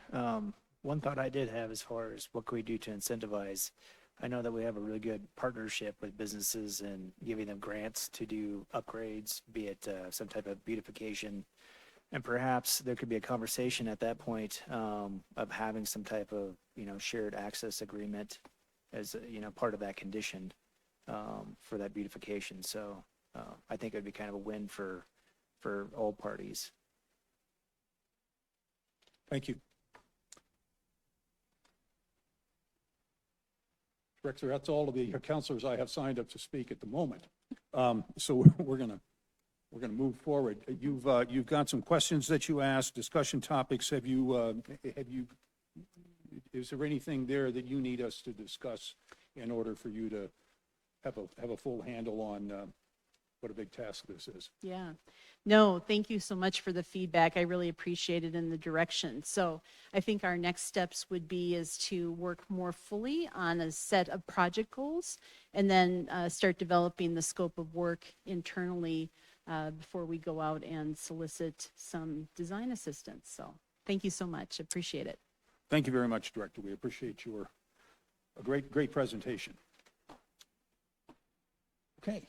With that, we are going to move to agenda item number 2. This is the Sustainability Action Plan, a project update, and a draft plan. I think actually we are on, I'm sorry. So yeah, you may, if you still have your original packet, things are out of order. Is this a different, am I on the wrong one? You are, it's the next. Okay, just tell me. Yeah, well, I'll go to a different. Just go to your agenda on your front page. Okay. It's the second item on the agenda. Okay. Okay, I guess if we're going to use that agenda, then we'll go to item number 2 is business license improvements. My apologies. That's what happens when they change the agenda on you. I apologize. The agenda was correct. The items in the packet got in the wrong spot. It's always something. No problem. Okay, so we are on business license improvements. Mr. Goff. I'll turn it over to Allie. Allie. Thank you so much, Mr. Goff. We have a brief presentation. Joining us tonight, we have the City Treasurer, Chris Miller. This is his initiative. We have Mark Colvin, our Finance Manager, who is up on Zoom. Mark is actually out of town, but Zoomed in for this, so thank you for indulging us in that. He's put a lot of time and effort into this. And also Cole Hayslip, who's been the one driving this, doing all the research and organizing us. So Cole, I'll turn it over to you to start, or Chris to start. Yeah, absolutely. All right, yes, thank you for the introduction, Allie. And tonight we are all very excited to be talking about business licensing improvements with you. I'm going to start with a brief overview of the presentation. We're going to start with an introduction, then we'll have a background that explains how we got to this moment and why we're discussing business licensing improvements with you here tonight. Then we'll move forward and discuss each of those proposed improvements that was included in the memo in your packet before coming to a conclusion of the presentation. During this presentation, you're going to see there's going to be blue, green, and black text. That is because Mr. Miller, Mr. Colvin, and I are going to be doing the presentation together. So just know that different colored text is intentional, and it's for us to keep ourselves on track. And then finally, the last thing I want to let you know before we get started is that there are going to be several council options sections in the presentation, and staff's recommendations are in bold throughout the presentation, just like they are in your memo. And with that, we can get started with our introduction. Right. Green. You're green. You're on. Thank you. I'm going to start at the bottom because I want to talk about business licenses. Normally, when we think of business licenses, what we do is we think of, well, that's what each business needs in order to identify and pay its sales tax. And yes, sales tax is the primary source of revenue for the city. But in addition to that, what's really important about business licenses is that new licensees are required to have a business license inspection. And what business license inspection does, it's kind of like an occupancy inspection. It ensures that businesses adhere to proper land use regulations, and it also ensures that the business itself, the facility, is safe for occupancy. And what that does is it protects health, safety, and welfare of the community. Next up, Mark. Good evening, everybody.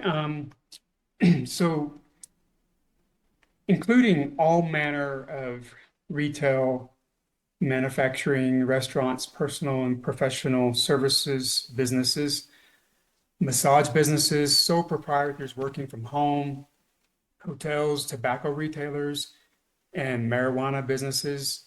City staff process over 4,000 resident business license renewals each year. The monumental task of processing business license renewals, while facilitated by several online platforms, is largely manual and performed by a small and dedicated revenue team of just 2 people. Along with the city's revenue auditor and the code enforcement officer, 2 other employees in the finance team, this revenue team of 4 provides support to all businesses.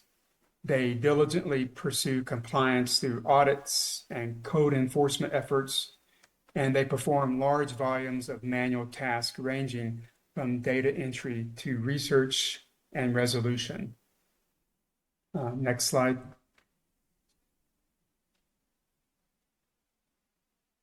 That doesn't come without some challenges to not just my staff, but other staff as well. Since 2021, several very important special license programs have been added: short-term rental, tobacco product retail, hotel, and massage.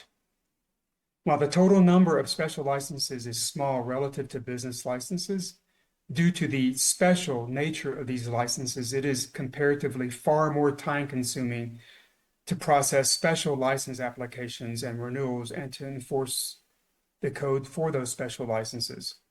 The business license renewal process is largely manual and time-consuming to staff, even if the license holder chooses to renew on one of 2 online platforms. Automated renewals still require staff to perform data entry tasks and to ensure the business receives their license. Imagine processing over 4,000 business licenses each year, and more than 50% of them forget, just like you and I forget to pay our own bills sometimes. Businesses ignore reminders, and some may go a full year before finally realizing they have not renewed their business license for that year. It is costly to the city to chase and manage late renewals and to enforce compliance. 4 staff do all this on top of other essential duties such as processing tax returns and payments, enforcing code for special licenses, educating taxpayers, and assisting businesses with all manner of concerns and questions. For example, resetting passwords and reminding them of when their next tax payment is due. Chris? Currently, the city has 9, actually 10 different types of licenses if you count the short-term rental license. Each of these different licenses may have a different renewal date than your business license, and the submittal options can be really confusing to business owners. As Mark mentioned, it's a manual process that can cause delays and ultimately leads to a lot of non-compliance amongst business owners. That's ultimately what we don't want, and we want to improve that process. Overall, we're looking to do 3 things. Number 1, improve the business licensing process, while at the same time preserving our revenue. It's budget season, and Allie made me say that. And at the same time, we're looking to recover our cost for the inspection fees that we do incur for those new business license I mentioned earlier. Yeah. Next up is Mark. Thank you, Chris. At their February 2021 strategic planning retreat, the then council in 2021 identified a priority to streamline and improve the business licensing process. In response, the finance division, in tandem with other city departments, evaluated several licensing software products. For the finance division, the best option is GovOS, formerly known as MuniRevs.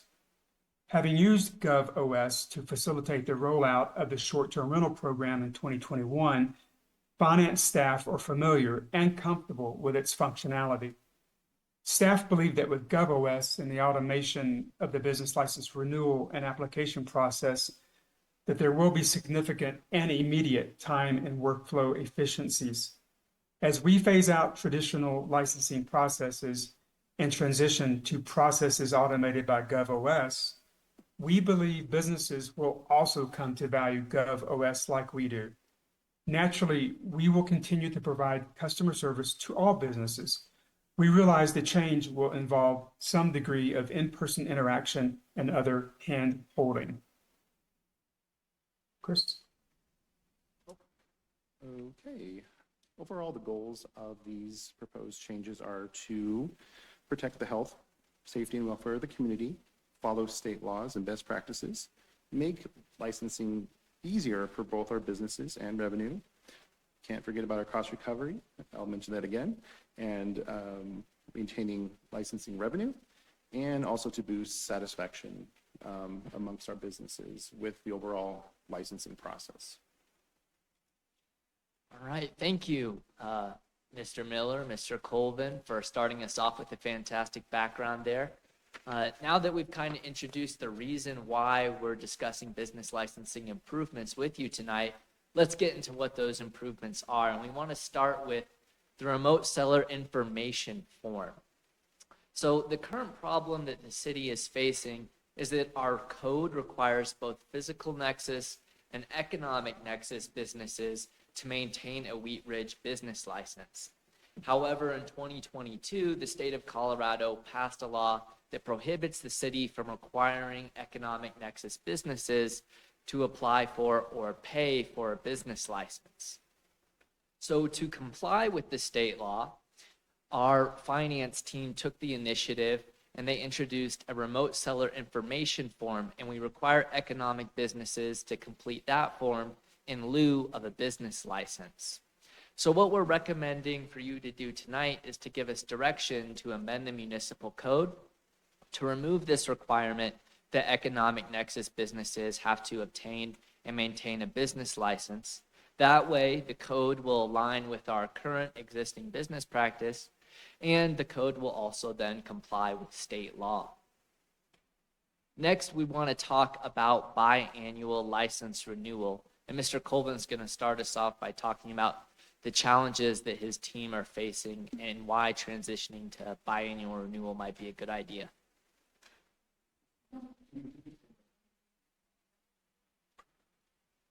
That would be my preference. Do you want to answer these questions as we go, or do you want to circle back and do them all at the end? I think we would prefer to circle back and do them all at the end, if that's all right with council and the mayor. We can do them one at a time if you prefer.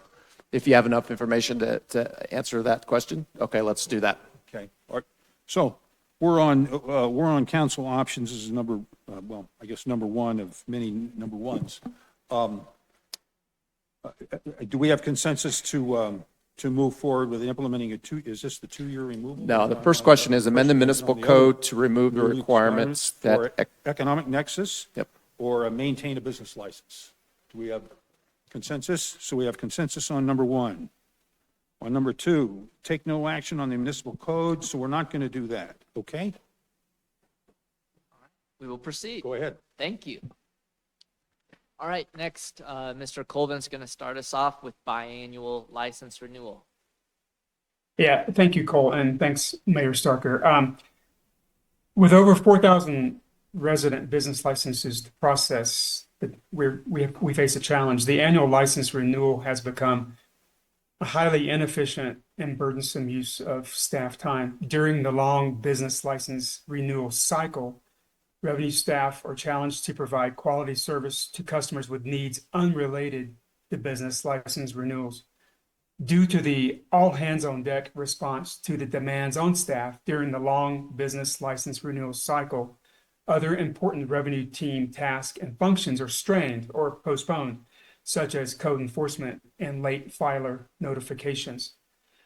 Staff believe that a biannual business license renewal could reduce the current workload experienced by staff. And staff believe that businesses, as evidenced by a survey that Cole will speak to later, welcome a license renewal program that is not annual. Cole? Yeah, so we started taking a look at the idea of biannual renewals by looking at what some of our peer communities were doing.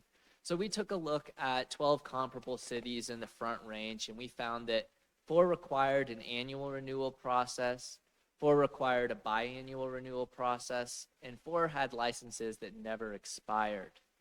What we took away from that was that biannual renewals seem to be a somewhat common practice among other cities that have business licensing. And when we were able to speak with those cities, what we found from them was that it made their lives for their staff and their businesses a lot easier. They weren't experiencing any difficulties, and overall, they felt it worked very well in their communities. After completing that peer cities research, we then went and conducted a survey among the physical nexus businesses in Wheat Ridge. So those are the businesses that have a physical location, like a brick and mortar, in the city. And when we asked them, we found that 66% of survey respondents preferred a $40 biannual renewal to a $20 annual renewal. The supporters of changing to biannual renewal said it was just more convenient for them to renew for multiple years at once. Some even saying, let me renew for as many years as possible. That way I don't have to do it all the time. When we got comments back from the opponents, they said that they just kind of preferred the routine of the annual renewal. It was in their muscle memory, if you will, already, and they were just comfortable with that. And then the other concern that we heard was that businesses might end up paying for unused years if they didn't survive.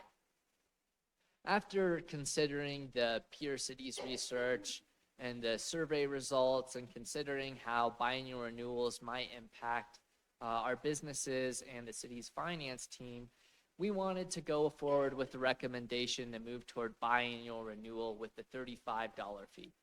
And we landed on a $35 fee rather than simply doubling the fee to $40 because we wanted to reflect the efficiency gains and the reduced workload associated with biannual renewals. Once we consider biannual renewals, that leads us to the natural question, which is how would we implement such renewals? The idea would be for 2025 business renewals, so for the folks who are renewing in this upcoming January, half of them would renew with a license that expires in 2026. Another half would renew with a license that expires in 2027. And the idea behind the staggered approach there is to set it up so there's about 2,000 renewals every year rather than just pushing that 4,000 renewals to every other year. And our hope is that that makes it a lot easier for the finance team to work with. The way that we would select whether or not a business ends up in 2026 or 2027 renewing is a two-step approach.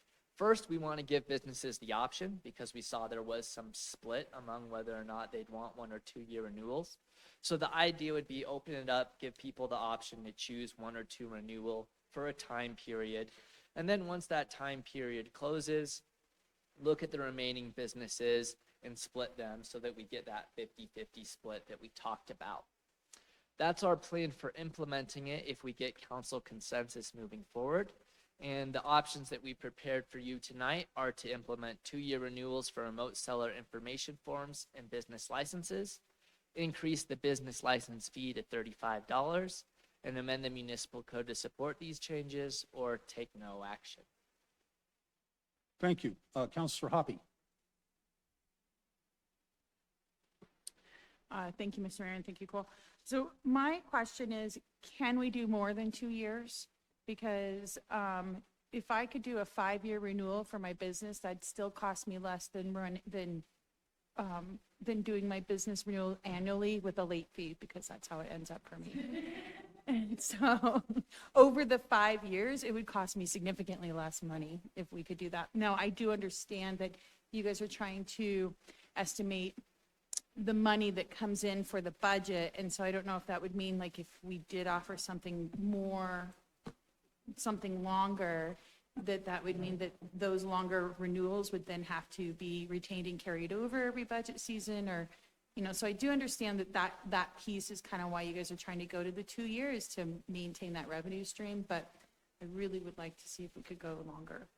Yeah, consistent revenue is definitely one of the reasons why we were considering 2-year rather than longer. But the other part that's really important is that this business license isn't just a revenue stream. It's actually a really important way of collecting information that we use to facilitate the sales tax process.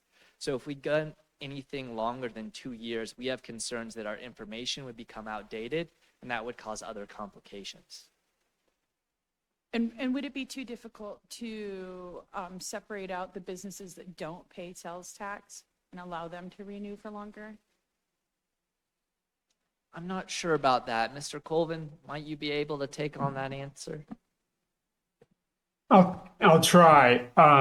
It's a similar response as what you just gave, Cole, that even in some of our specialty licenses, circumstances change, as this council has seen with enforcing short-term rentals. It's a very fluid program, people getting licenses, people on wait lists. And also with hotel licensing, we've seen the need to monitor those a little more frequently, I think, than 5 years would be a stretch, or even 3 years, or even 2 years. So I believe that the specialty licenses would need to be managed and monitored probably a little closer even than the regular business license. Is that close to what you're asking? Yeah, that actually, it answers my question and explains why we can't go further than the 2 years. Okay, Thank you. thank you. You're welcome. Counselor Ohm. Thank you, Mayor. Thank you, Cole. So I have a business license that I fill out and every year, and for me, it takes the same amount of time as it does for 1 year as it would for 2. So it's economy of time. And I just am not seeing the reason why, so every time I do, every year I would be saving $2.50. $5 is nothing. The $2.50 is nothing. I would rather see that money aggregated. And so over, what is that, like 20K or something? $5 times 4,000 licenses. I would rather see that money put to good use. Just keep it at, instead of trying to give me a discount, I'm used to paying the 20 per year. Use that for something. Maybe it's a catalyst for business. Maybe it's some type of special classes for new business members or something. But I would rather see that than give me a discount. You're doing me a favor if I only have to do it every 2 years instead of in the 1 year. I would love to have it, like Councilmember Hoppy said, it'd be great to have it for 5 years and just do one fee. But I understand that you're trying to keep things kind of somewhat even every other year. But that's just my opinion. Thank you. Counselor Hulteen. Thank you. The questions have kind of a little bit gotten to what I was going to bring up. The first, I was actually going to bring up the specialty licenses. We've been in here a couple times in the last few years, having to sort of redress some of our licensing concerns where we're using licensing to actually help with like public safety and things like, I guess all the licensing to some extent does that. But would it be possible for specialty licensing to keep that on a 1 year renewal? Just in part because we have, between the hotels and the short-term rentals, like we actually run into circumstances where that licensing is first of all, with the limited number of licenses with the short-term rentals, and there's a waiting list. If the license isn't being utilized, it's keeping somebody else from getting a license. And with our hotels and motels, that's a very active situation. So that's my first question. And then I have a second question. Yeah, just to, clarify. So the proposal just applies to business licenses, not special licenses. And I understand that might be confusing. So we're not talking about moving to biannual for short-term rentals, tobacco, etc. Just purely the business license is the proposal we're putting forward.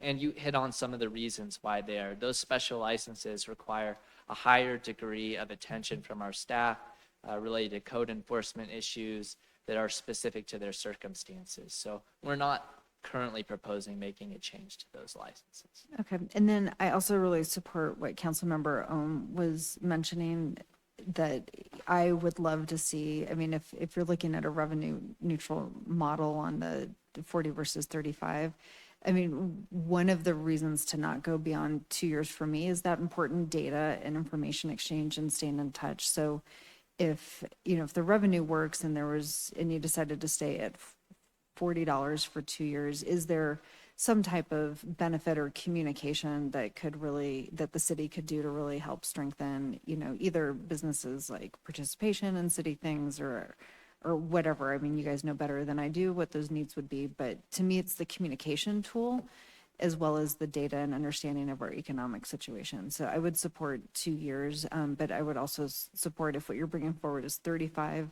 I would support staying at 40 and looking at how we could use that revenue. And I'm just thinking back to when we started with the COVID grants and how many businesses were like, what, we need to be licensed? And so there was a lot of heartbreak with that. And so, could we use that for some additional outreach and like strengthening some collateral materials with our many, many, many business associations in the city? So anyway, those are just my 2 cents. But I support going to 2 years for our business licenses. Real quick.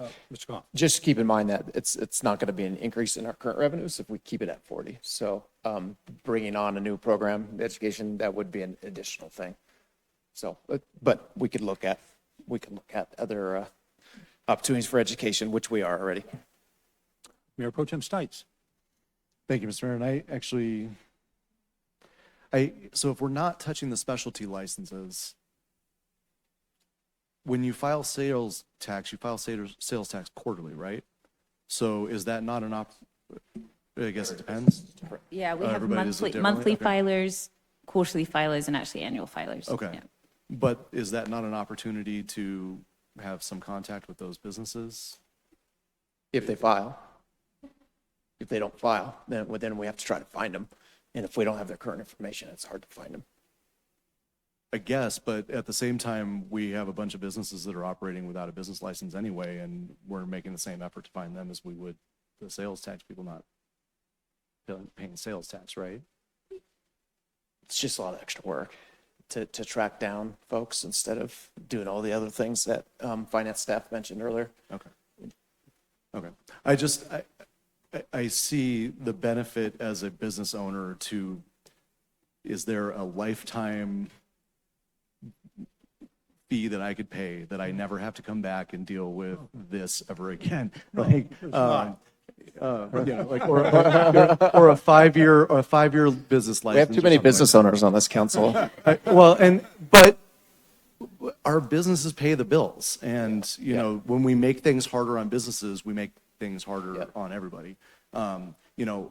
I was shut down, and I feel like the poster child for stupid business mistakes, but I was shut down, had to go to Lakewood for a few months back in 2016, 17. I still get emails from the Lakewood, and I hate talking good about Lakewood ever, but I still get emails from Lakewood Economic Development. I file a business license in Wheat Ridge every year. I get nothing, maybe once a something, just an update. So I feel like we're not doing enough from like the back end to really educate those businesses, even as an economic development department, or as we have 27 business associations or whatever, and nobody's touching the actual businesses because they're all confused and have no idea what's going on. And we saw that during COVID, right?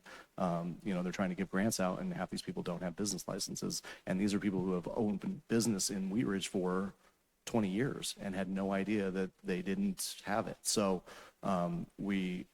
it doesn't matter, I guess, to me, if it's, $40 for the 2 years, I'm fine with that. I would, even say I would pay more upfront if I didn't have to touch it for 5 years. So that's, if that's a service that we could provide, because, the $20 is nothing, but the pain in the butt and the late fees and you don't know, by the way, as a business owner anymore, what phone call is coming to you, what email is spam, what's real. You get 10 calls a day from Excel saying that they're going to shut off your power. There's a lot of confused business owners, and it makes it harder. So the more that we have to deal with stuff like this, it's harder on those businesses. So the more we can streamline this process, if, it's just or set it up on an automatic payment, something like that, just to make this easier for them. So that's all. Thank you. Counselor Weaver. Thank you. Did you respond? Or Ally? I was just going to say, I mean, we did some preliminary research into whether or not there could be choices and determined that it's really very difficult to do that. And I think that's what we're hearing from counselors, whole team, Hoppy and Stites, is, maybe give people options, because we know that some businesses aren't going to want to do that. You heard about some of the concerns, but let us do this. I think with this direction, I think we could do maybe a little bit more digging on our end and learn a little bit more about what might be possible. With our new system, we want to make things real simple. The goal here is to simplify, not to make things harder, but I think we can take it back and have another look. But it's also, we want to make sure it's not too onerous on staff too, because we want to Exactly. provide Yeah. service to businesses when they have questions. Yeah, I think what would be helpful tonight on this particular question, if in general you're saying we're okay with the 2 years at the $40, if that's the direction you want to give us, great. But know that we'll go back and just do a little bit more research and make sure that we didn't miss something when we looked into this, because we did ask our new software company about this, and we also need to think about how it's written in the code. As this is very much stipulated in the code. So we want it to be simple. We want it to sort of work for the majority. But I think if you give us some consensus to move forward, do that knowing that we'll double check our work. Counselor Weaver. Thank you. I'm for this. I think, though, that rather than benefiting the 2 year, I think we should penalize the 1 year and make it 25 and 40. And then you have a little bit of extra money. And I understand it's a hassle to renew every year or every 2 years, but, I hear all of the things. I think the thing that I'm concerned about, and this is an ongoing thing with me, because we have a couple of businesses that are working out of their residences in District 3 that I cannot get people to respond to because there hasn't been time and things like that. But I need these licenses to be revocable if they're breaking the law, because like we've got a business who just flagrantly parks on the street every time I go check the goats, and it's the same business that I've complained about, that is operating out of their house and they're not supposed to be, and Is that a recent? Because I haven't heard anything about this. It's the same. It's the same. Recent, though? Yeah, the neighbors just stopped calling, and I've stopped bugging anybody because it's every day, because I drive by there and it's on the street. And so I think there's some, I'd like to know that in this, if we're going to go to every 2 years, I'd like to know that there's a process. If there is a business, and while I agree that most people, I think, are doing their best and trying to play fair, I think we have some businesses that are flagrantly breaking rules, and I'd like people to know, especially our residential constituents, to know that we do actually follow up on some of the egregious stuff that some of the businesses are doing. Well, and we do, and our code. And I know you do, And our code does allow for us to pull a license. Okay, But there's a process, and okay. it requires evidence and a process. Okay.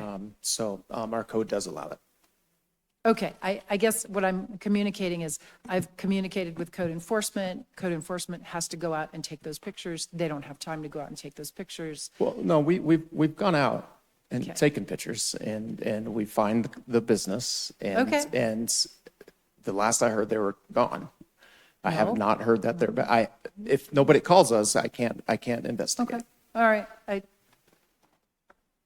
I just want to make sure that we have teeth in revoking these licenses, especially if we're going to go till longer.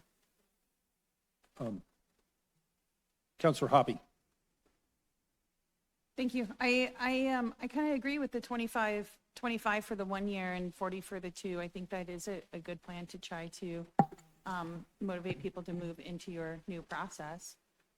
Again, the goal here is to go to 1 eventually. I think we were just hoping to offer 1 year for 2025 to try and get people split. Okay. But, that's the goal is not, again, our vendors actually let us know we can't really offer that option. And again, we need to write it in a code the certain way.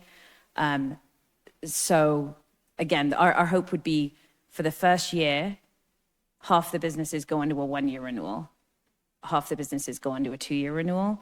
What I'm hearing is it would be sure nice to offer an option if it's possible For longer. for longer. Okay, so then I'm going to ask for consensus. to Can you wait a implement- minute? Yes. Because I'd like to ask a question. On the GovOS, is that a platform that a business is going to log on to and be able to negotiate a payment at that time? Yes. Yes. Okay, Renew license, apply for license, renew license, pay sales tax okay. and other things. And so and then you will have another way to sort of reach out to all of the potential entrepreneurs that are in our city and alert them that they need a business license and that they need to you register with this OS system? Yeah, there'll be good communication that goes out ahead of this launch. It's due to launch in time for the 2025 renewal calendar year. So there'll be lots of education that is going out to existing businesses. And then we have, I think, good information available for new businesses to make sure that they know. So there'll be a lot of communication going out to existing businesses about the new platform. So we'll be able to Yes. sign up before January 1 Yes. because it's due on January 1. That's right. Yeah, I think the goal is at this point, Mark, correct me if I'm wrong, but I think we're still aiming for a launch in November. Correct. Okay. Sorry, Counselor Hoppy. Thank you, Mr. Mayor. I'd like to ask for consensus to implement 2-year renewals for remote seller information forms and business licenses, changing the business license fees to $40 for the 2-year renewal and amend sections 11-24, 11-27, and 11-29 of municipal court code to support these changes and ask staff to look into the possibility for a potential longer renewal. Okay, we have consensus there. Continue. All right, thank you, Council. Next, we're going to be talking about the possibility of increasing late fees, and Mr. Colvin is going to start us off. Thank you, Cole. I think this is a good time to talk about late fees because we've just heard a lively discussion about putting more teeth into what we do. And you heard me say earlier that over 50% of our business license renew late every year. So it's a very inefficient use of my staff's time. And I think it's time that we sharpen those teeth. Thank you, Mr. Colvin. So as Mr. Colvin alluded to, we're looking at a solution where we increase our late fees in an effort to incentivize a more timely renewal of those business licenses. On this next slide here, you will see a table that includes our current schedule of late fees. So $10 if it's 0 to 30 days late, $30 if it's 30 to 60 days late, and $100 if it's later than 60 days. We're recommending doubling those fees and going to a scheme where if it's 0 to 30 days late, it's $20. If it's 30 to 60 days late, it's $60. And if it's more than 60 days late, it would be $200. And I think it's important to note here that the goal of this proposal isn't to increase our revenues. Our goal here is to try and get business compliance, because what we really want is them to submit a license online. That way, it's easier for our staff to handle those licenses. We don't have to keep up on them and send them additional renewal notices, etc. So the goal would be that by increasing these late fees, we actually accrue far fewer late submissions. And in addition, with that new GovOS platform, with the enhanced renewal notifications, we have, again, less late submissions with those two improvements, and ultimately collecting less late fee revenue is the goal. So the options that we prepared for council is to increase those late fees as recommended by staff and amend the municipal code to support those changes, or to take no action. Councilor Hoppy. Thank you, Mr. Mayor. Do you guys know, by the time you get to April, if someone hasn't renewed yet, how many times has staff touched it to get them to renew, to ask them to renew? That's an excellent question. Mr. Colvin, might you be able to answer that? I'll speculate. I don't have the facts, but it has been touched quite a few times, at least 3, because it's already 3 months late.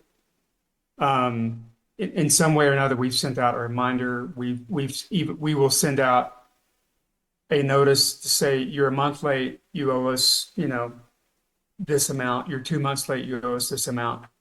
It's a huge burden. Okay, and then, thank you.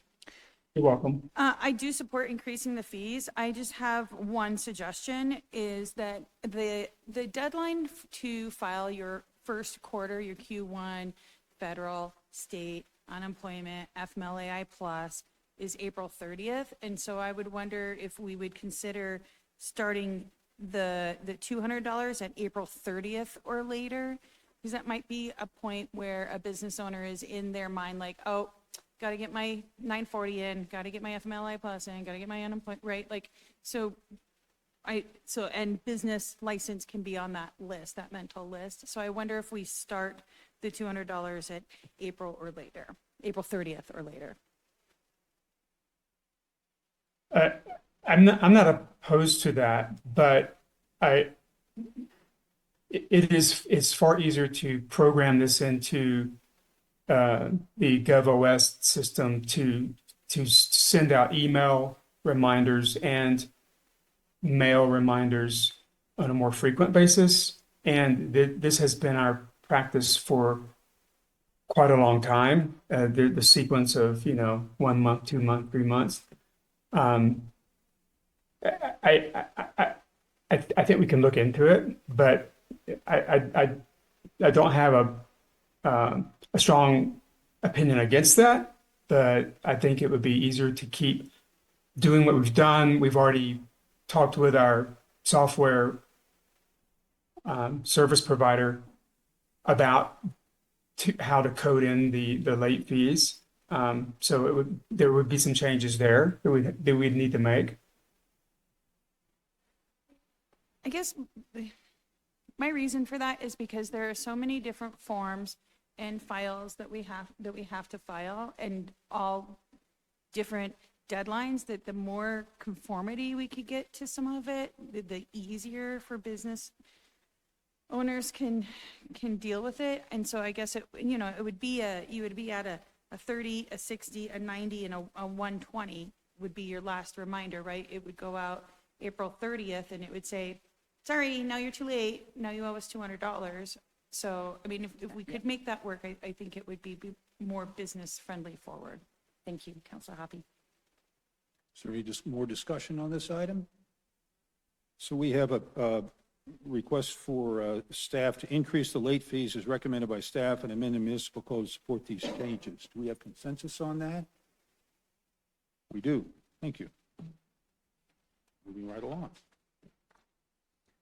All right, next we want to talk about inspection fees. So as was previously mentioned, physical nexus businesses, and those are those businesses that have a physical location, a brick and mortar, for example, in the city of Wheat Ridge, when they apply for their first business license, they have to undergo a business license inspection. The inspection is designed to ensure that the business meets appropriate regulatory and building code standards. and it focuses primarily on life, safety, and health issues like blocked exits or unsafe electrical wiring is a couple of examples of things that they frequently look for and often find. These business license inspections are currently conducted for the city by Charles Abbott Associates, which is the firm that provides our overall inspection services and community development. And they charge the city $95 for each of the inspections that they conduct. Currently, the city is not passing any of this cost on to the businesses, and that is what we are proposing. But I'll turn it over to Mr. Miller to continue speaking on this issue. All right, thanks, Cole. Just a reminder that the benefits of the inspection program are to reduce the risk and volatility of fines, increase safety. As Cole mentioned, there's lots of issues that are sometimes identified when looking at these facilities, and the inspection identifies to make sure they have a safe environment for both the business owners and the public in general. We're looking to reduce liability issues and enhance the reputation of the business amongst the community. Overall, we're asking for you to approve establishment of an inspection fee. First-time applicants will pay the full cost of the inspection, which is $95. Overall, we're just asking to pass on the cost of that Charles Abbott charges the city. If you look at alignment with other cities that do this, both Fountain and Erie charge a similar fee. So we're just looking to align with them. Charging a business license inspection aligns with the city standard practice of charging for inspections and other cost recovery for licensing for other type of licenses. So we do this for other licenses. We want to kind of align with that on the business license side as well. And of course, the business inspection supports the integrity and builds public trust. So next slide is that we have your options. First and foremost, we're looking for consensus. Consensus to amend the municipal code to direct the city manager to establish an annual review and inspection fee set at the cost to provide a business license inspection. Or your other option is to take no action and implement an inspection fee for applicable businesses, so do nothing. Councilor Hoppe. Can you clarify, is this a one-time inspection that has to happen when they first open the business? So it's not something that's ongoing? Yes. Correct. Okay, great. I support it. Councilor Ohm.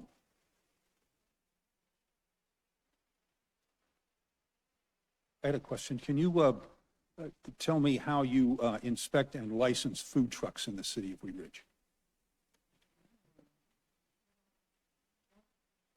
I don't believe they get a, Lauren's here, I don't believe they get a business license inspection for those. I think it's more of a health. They have to have a Inspection Jeffco health for that? inspection, yeah. It's really home occupation and food trucks that we don't do business license inspection for. Yes, that's correct. So we inspect the permanent locations, or if they have a commissary kitchen, but the mobile food truck has a different type of license often and is inspected by the county. Yeah. So the county does an inspection on that. And do you know what the terms of their inspections are? We don't. An annual? Okay. For restaurants, it's annual. And then what do we do for business licenses for those individuals, those businesses? They have to be licensed in the city. They have to have a business license. Anyone selling anything in the city, if they're brick and mortar. Mark, does a food truck outside of Wheat Ridge, if they're are they considered economic nexus?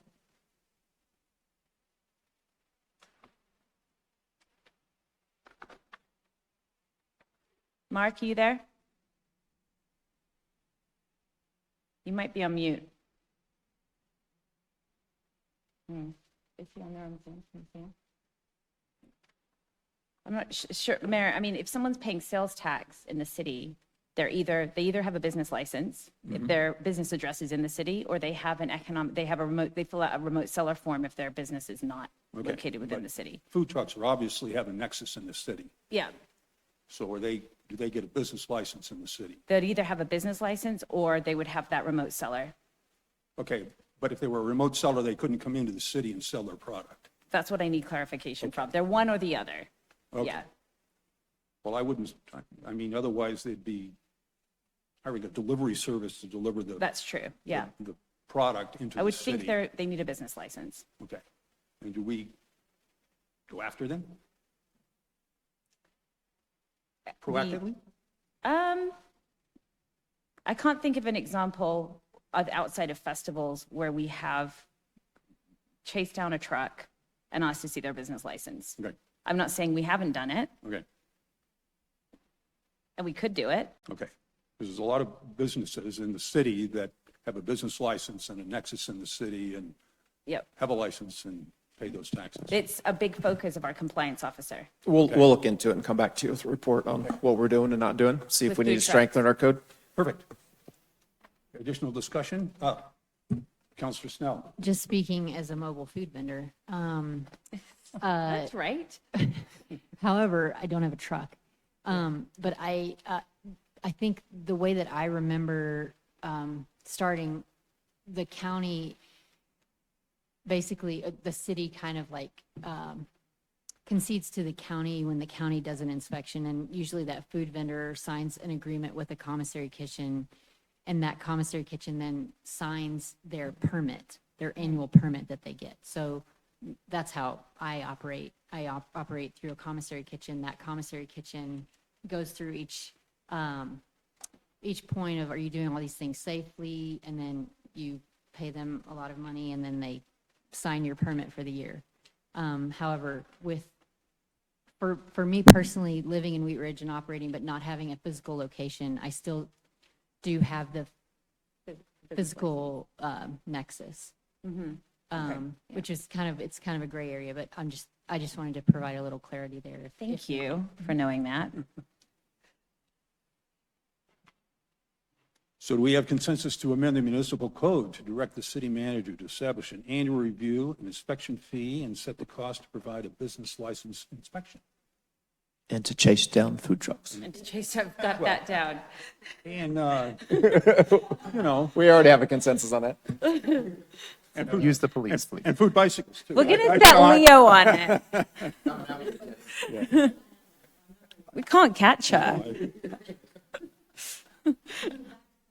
Oh my gosh, we're almost there. Right, Okay. Paul? Okay. Next, please. Paul. Yes. So the next thing and the final item that we would like to discuss with you tonight as a way to improve our business licensing process is the idea of consolidating special licenses. So we have many businesses in the city of Wheat Ridge that like to engage in certain activities that are special. And by engaging in these activities, they are required to have a special license, like a tobacco or a hotel license, for example. We categorize these special licenses into two groups. So we consider them to be either essential or supplemental special licenses. Those essential special licenses are exactly what they sound like. They permit a business's core activity, and it's likely that the business would close that if they didn't have that essential license. So an example would be a hotel. They are highly dependent on their hotel license. If they lose their hotel license, they're likely to close their doors.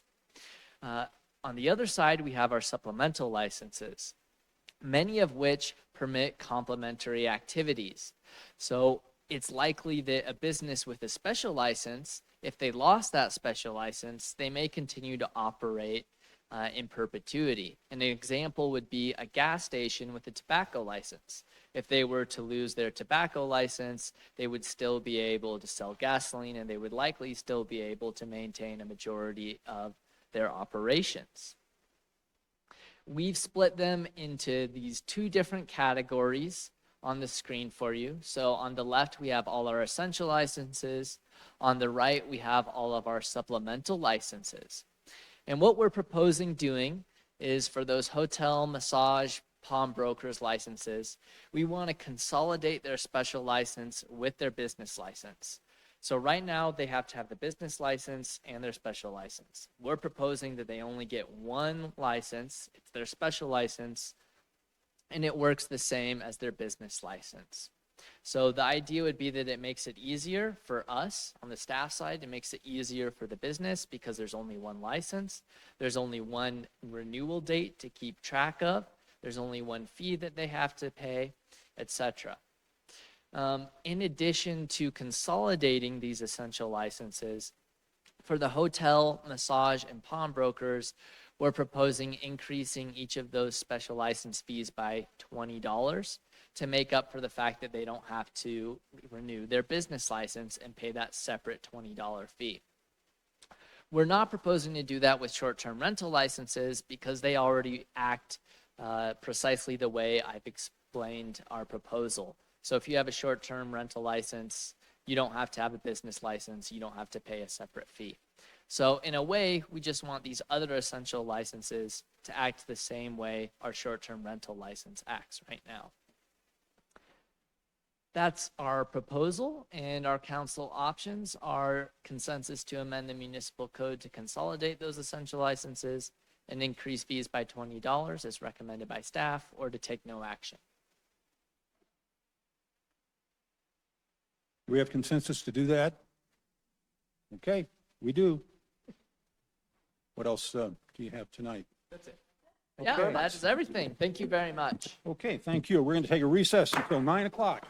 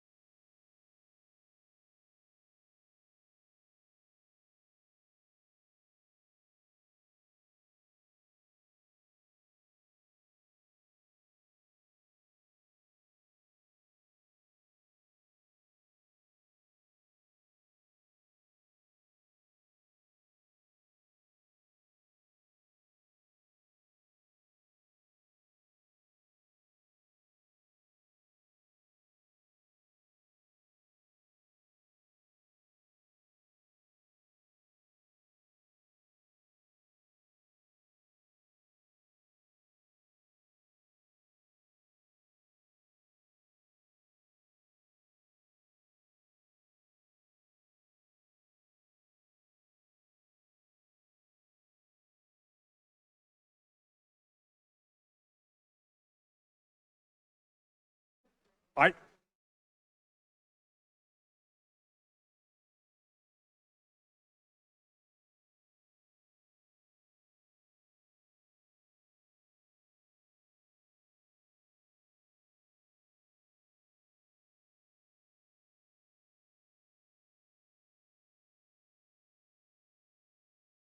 let us reconvene our meeting. Thank you all.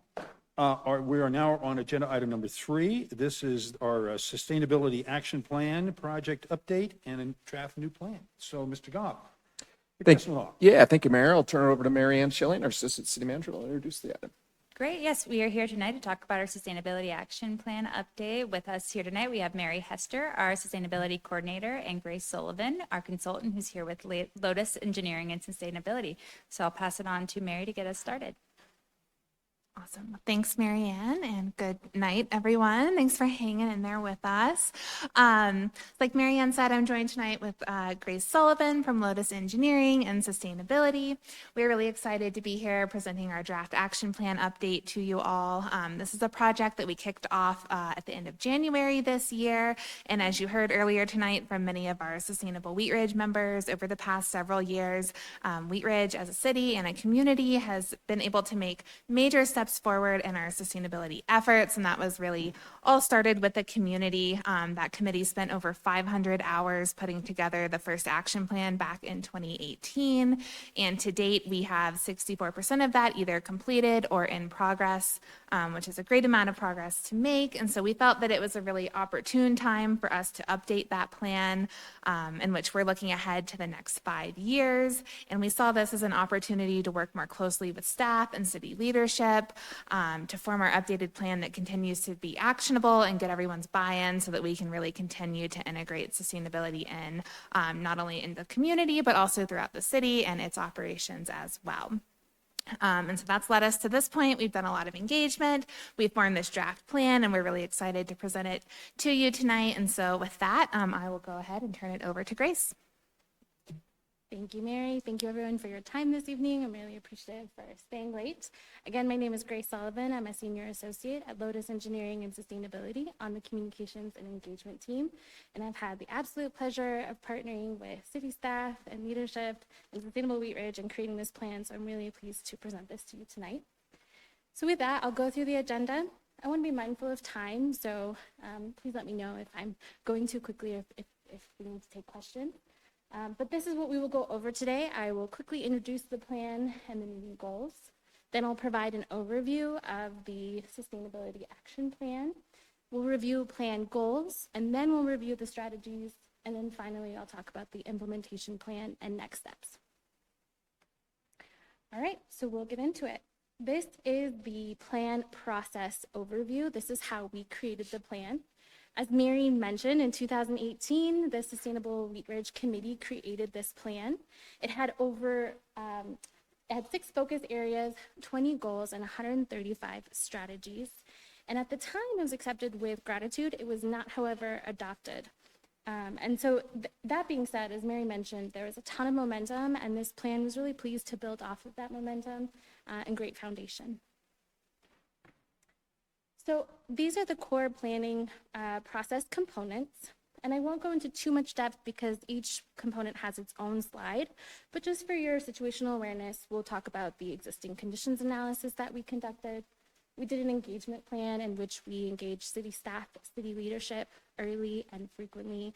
And then we also did a goal setting and prioritization session with city staff to really promote strategies that could do more than one thing. And then finally, an implementation plan and tracker that has data and metrics that will help your city staff actualize the plan. So it's very incremental. You can see progress as you move through it, and you can generate buy-in internally and with the public. So this is the existing conditions analysis. We were cognizant that there were multiple plans being updated or created at this time, and so we were really intentional in doing our research and contextualizing the plan with all these other plans, not just locally, but also county and regionally.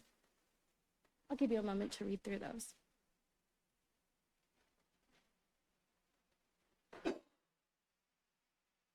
On the next slide, This is our engagement plan. This shows the stakeholders that we engaged and the tactics we deployed to engage them.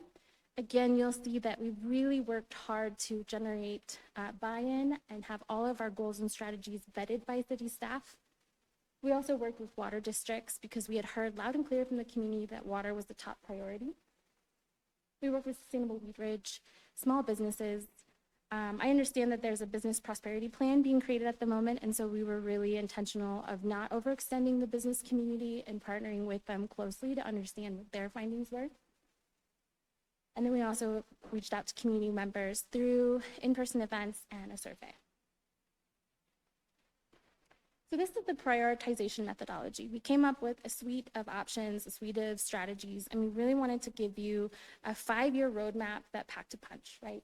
So these are the prioritization methodologies that we co-created with city staff. So every viable strategy was ranked on this prioritization methodology.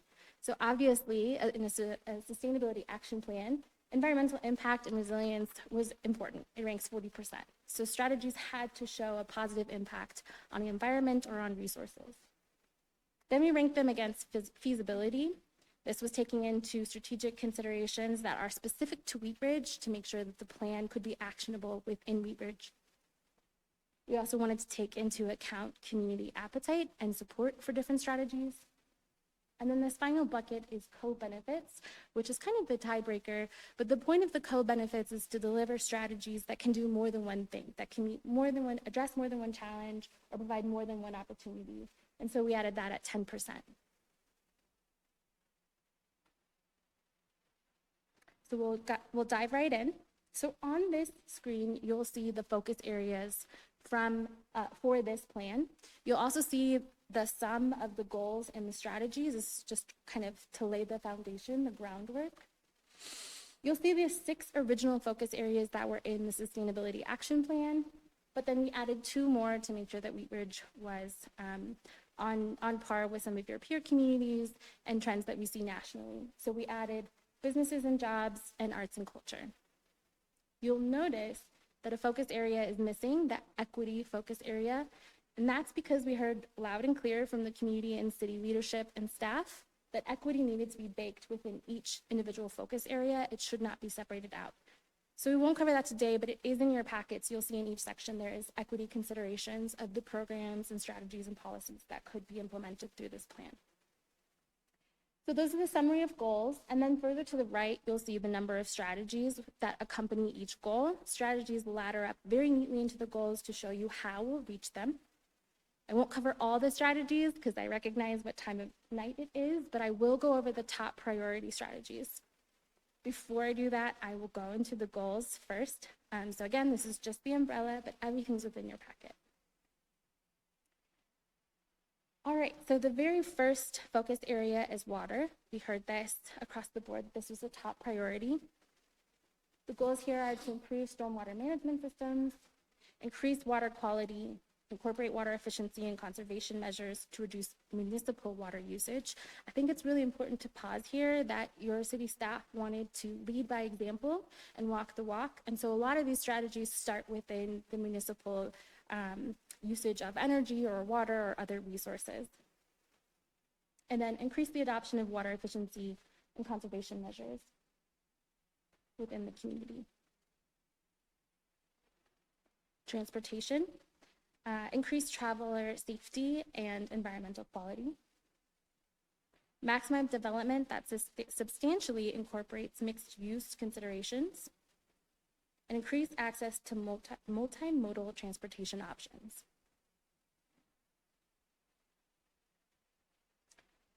For solid waste and recycling, we wanted to reduce negative impacts of waste management on city infrastructure and improve waste management behavior by residents, businesses, and institutions.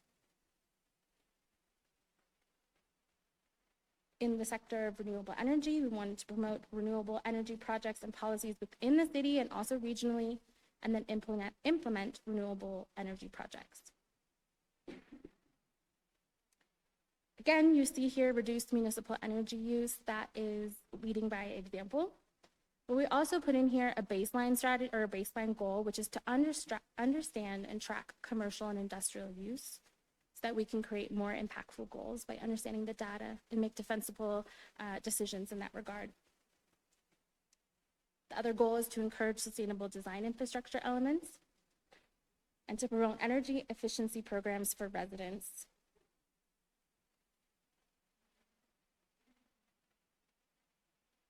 In businesses and jobs, we wanted to support sustainability workforce development, expand participation in the Colorado Green Business Network, engage Wheat Ridge businesses and organizations to encourage sustainable practices, and encourage Wheat Ridge residents to buy local.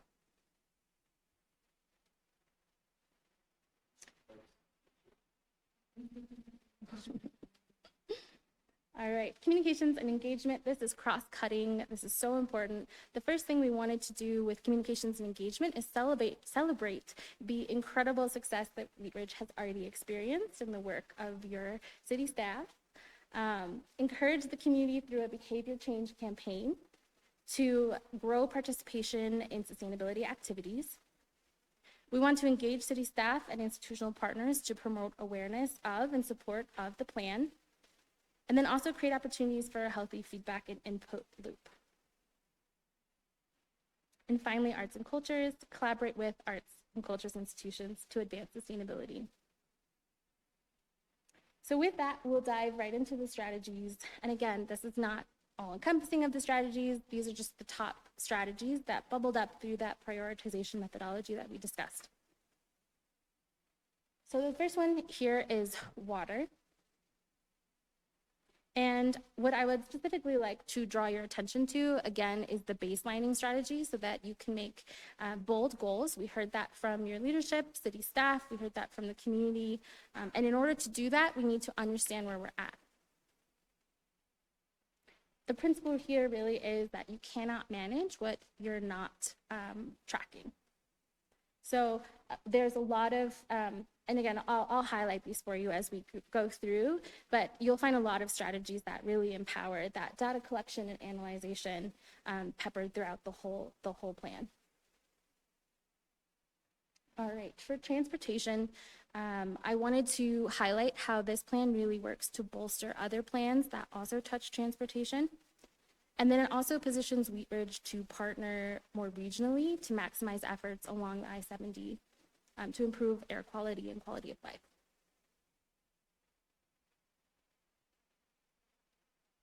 In solid waste and recycling, again, you see a baselining strategy here so that you can track your progress and take credit for it. And then also a lead by example strategy by focusing on what we can control municipally. In renewable energy, what I really want to talk about here is the language that empowers and positions Wheat Ridge to maximize the funding that's available at the state and federal level. This is an unprecedented year of funding, and so we wanted to make sure this plan allowed Wheat Ridge to force multiply in that regard. For energy efficiency and green building, these strategies are a mix of all of the above. Again, you have baselining, you have leading by example, and you also have language that positions you in a good place to get funding, and then also work at a regional level.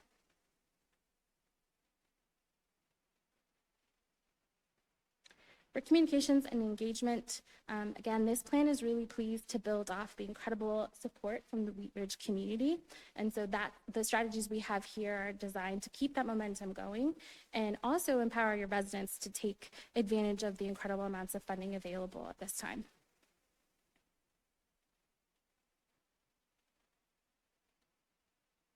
For businesses and jobs, this focus area is really characterized by bolstering existing Wheat Ridge momentum, like I mentioned, but it's also in line with broader regional goals to really improve the access of workforce and to usher in that green transition. And so that puts you right in line with organizations like Denver Regional Council of Governments or DRCOG. All right, and then arts and culture. This focus area is really about behavior change. We find that arts and culture is a powerful tool in catalyzing behavior change with your residents and your communities. It's also really effective at engaging different segmented audiences like your youth.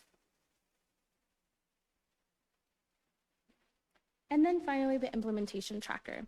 Right now, this is an internal document, and you can see all the different metrics and data points that this tracker is keeping track of, for lack of a better word. So responsible parties, but also supporting parties. So you can look at workload internally. It also tracks the action level of effort, so you can understand what your high impact strategies will be versus your quick wins. It prioritizes actions by deadlines, it provides a status overview, and above all, it creates a really lovely visual for city staff, and I understand it'll be made public in the future so that it's also an accountability tool for the plan, and your public can see where you are and see the data behind the decisions that were made. So I'll quickly cover the next steps. Next steps are to incorporate your feedback, add the plan to into graphic design, and then return to a meeting to pursue adoption of the plan. And I kept that as quick and easy as I could for the time of night. Thank you. Wow, that was great. Thank you. Sure. Okay, we'll start with Councilor Hoppy and then Councilor Hulteen. Thank you, Mr. Mayor, and thank you for your presentation. I just wonder, can you send that slideshow to staff so they can email that out to us, please? Absolutely. So that we can just kind of dig into some of it a little bit more. And I appreciate that, and I look forward to your designed and final presentation. Councilor Hulteen. Thank you. So I want to just start with a huge thank you to Mary Hester and all of the amazing people who give their time to Sustainable Wheat Ridge. It is like an extraordinary brain trust and passion trust in our committee, and we have had some turnover, since I joined the committee a couple of years ago. But every time I'm in that room, I mean, it is people bringing their best to really solve some of our most pressing problems. And I just also want to acknowledge Grace and her team for having done such an amazing job taking this abundance of information and really like filtering it down to something that to me very much aligns with who Wheat Ridge feels like it is. And one of the things that's so important to me is that we need to find that balance point between being extraordinarily ambitious given the pressing urgency of a lot of our climate issues, but also recognizing, we're a city and there's only so much that we can do. And what really makes me excited about what's coming forward from this time is that the scrappy first version, and scrappy is the only word I can come up with, really, came forward to a council that was happy to see it there, and I'm happy we were able to staff some of its implementation. Did an amazing job of advancing, really through program. How are we, establishing a culture in our city where sustainability is important enough that we are programming it, engaging our community, staff is starting to integrate it, but without it being an adopted plan, I mean, it had its limitations. Despite being not adopted, I think the city did a great job of still working with it. What we are seeing here is a plan that shows the city is serious about sustainability and that it wants to ensure that staff across the departments from the top to the bottom really understand the actions that can be taken. What I see as an elected official and policymaker is that what's coming forward helps me understand what to prioritize and what actions that we can take at the policy level, because ultimately with climate action, sustainability, we really have to get at it in policy. So I'm just excited and I'm grateful that this is where we are, and I'm of course enthusiastically supporting it with a lot of gratitude and acknowledgement for the work. And at the end of the day, what we're seeing is measurable, accountable metrics. And I just want to say, like, if everything came with that level of like fine detail on the accountability and being able to dashboard not just the efforts that we're doing, but how that translates directly into benefits for a community. It's just, to me, a leading example of what we can be doing. So can't wait to see the prettier version of it, but just want to acknowledge, I appreciate that staff actually went through the exercise of ensuring that what comes forward is something that we're going to know what to do with the day after to ensure that we get past that 65%. And I'm already looking forward to updating the next one because we got to 100%. So, and I loved how you said you cannot manage what you are not tracking. And there's a lot to track here. And I think this is a really great plan. So just thank you, everyone. Additional discussion? Councilor Larson? This is a tremendous work. It is obviously the result of many, many hours of effort and thought, and in terms of that, and I've read all 65 pages of the report, and I'm again impressed with the diligence and the effort that went into this. That being said, I do have so many concerns about some assumptions that, too many assumptions to count, that I marked as things that maybe stretched a little bit or assumed something that may not have been the case. But through it all, I kept coming back to this idea of producing a document that provides the city with a guidance document for going forward. But there were two glaring omissions that I kept looking to find, and I couldn't. And when it gets back to community impacts and vulnerable communities, I kept thinking about the power grid in Wheat Ridge and how many, many neighbors, probably most neighborhoods in the city, still have above ground power wires that are vulnerable. And with all of our lives being so dependent on electricity and a reliable supply of electricity, to have that last 50 feet from the telephone pole to the home vulnerable, as we saw in April when we had a windstorm came through and many neighborhoods were affected by power utility poles that simply weren't up to it. And to have the city not even consider putting pressure, however it's applied, on the utility to provide better inspections and to repair poles that are defective, and to just basically strengthen the power grid that is outside of our homes, that whenever I've inquired about it, there doesn't seem to be anything that the city feels it can do.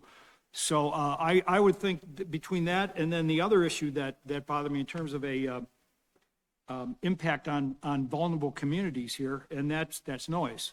Noise pollution is a very real impact on our communities. Noise pollution continues to degrade the quality of life, and it is something that I think the city can do something about.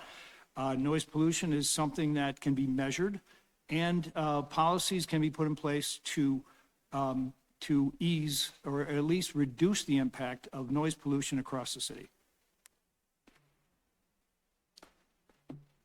Thank you.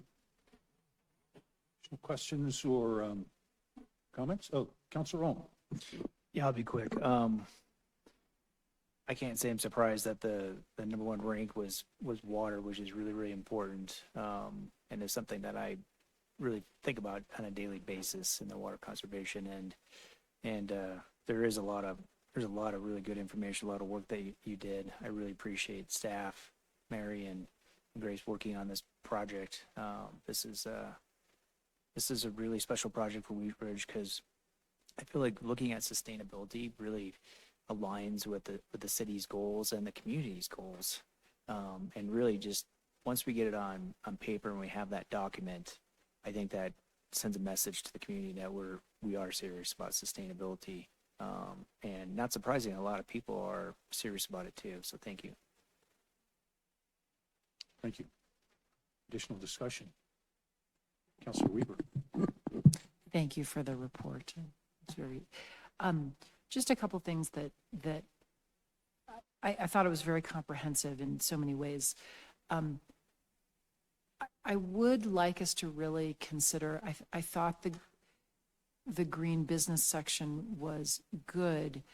I would I would appreciate a little bit more effort towards what that really looks like in terms of, because I feel like there's been a lot of focus on residential sustainability. But I think a lot of, as a business owner, a lot of the rules are just different as soon as you have a business license and with the state and all of those different things, as far as a lot of the sustainability measures and a lot of things that you think a business could do, even very simple things like recycling, are actually very difficult. And I think a lot, it's hard to tell someone, well, I'm trying to do this and this and this, but I'm not doing this because it's so much of a cost to do. And so that was just something I thought about throughout this, is it would be really great to find ways and low-hanging fruit that our business community could really feel involved with sustainability in Wheat Ridge and feel part of it. The second piece is that we have a lot of new housing coming into our community that's not necessarily ownership or land-based. And I think we often think about sustainability as just land-based, if that makes sense, in other words, ownership. And that is another aspect of, if you rent in this city, it's very hard because you are dictated by the building that you live in and what it can do. And I would just really love to see this be a little bit more inclusive of all of our residents, business owners, but also renters of all income, and not just sort of focusing on the resident and the spatial aspect, but how everyone can feel a part of it. So thank you very much. I think it's really comprehensive. Thank you. Additional discussion?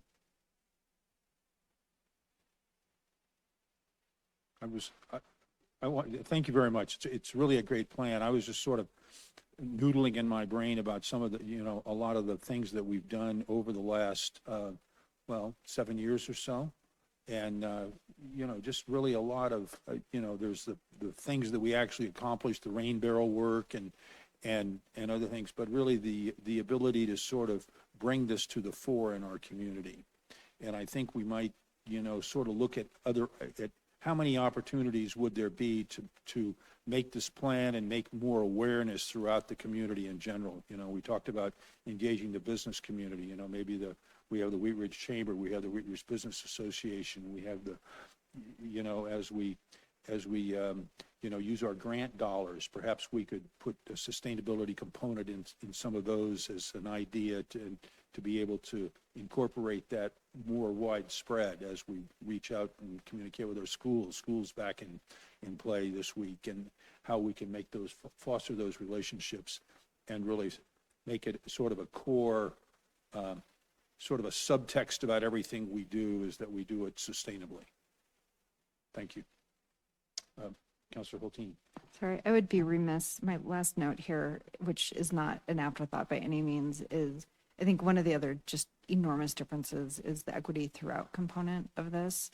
When I was fortunate enough being on the committee to have reviewed it a month ago with everybody, but I just really appreciate that we're thoughtfully contemplating that throughout, and it didn't come out in the slideshow here, but I am really proud of how our priorities are contemplating everybody, including a lot of people whose voices we weren't necessarily able to reach as strongly. So, and I know that that's one of the strengths that Lotus brings to this process. And I really appreciate that a lot of the goals and priorities here are going to be benefiting people who traditionally don't always get some of that immediate benefit in our community. So I'm very proud of that. And so just thank you for that. And then I just have a question. So Councilmember Larson raised the point about the utility poles.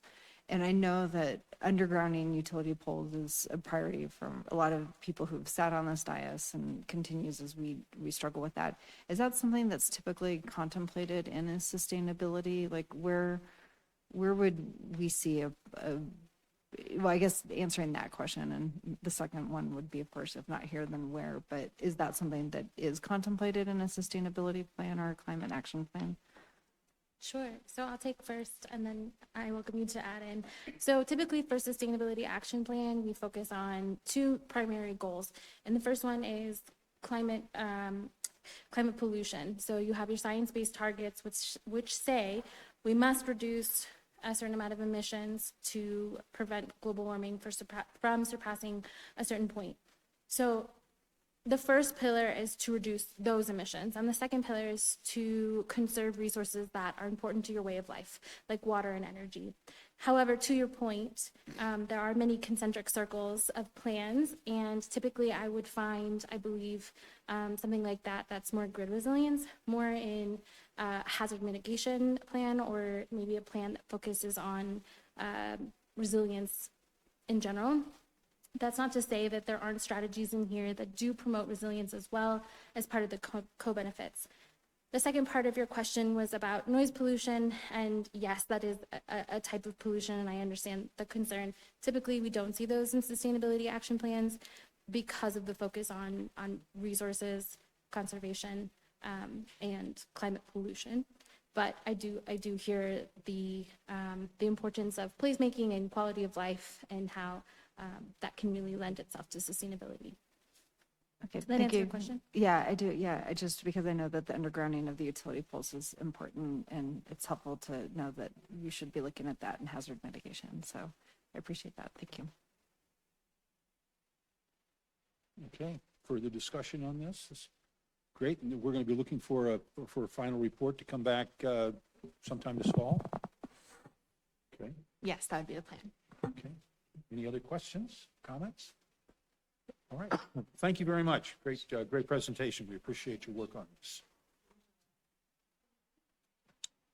I didn't know. Cool.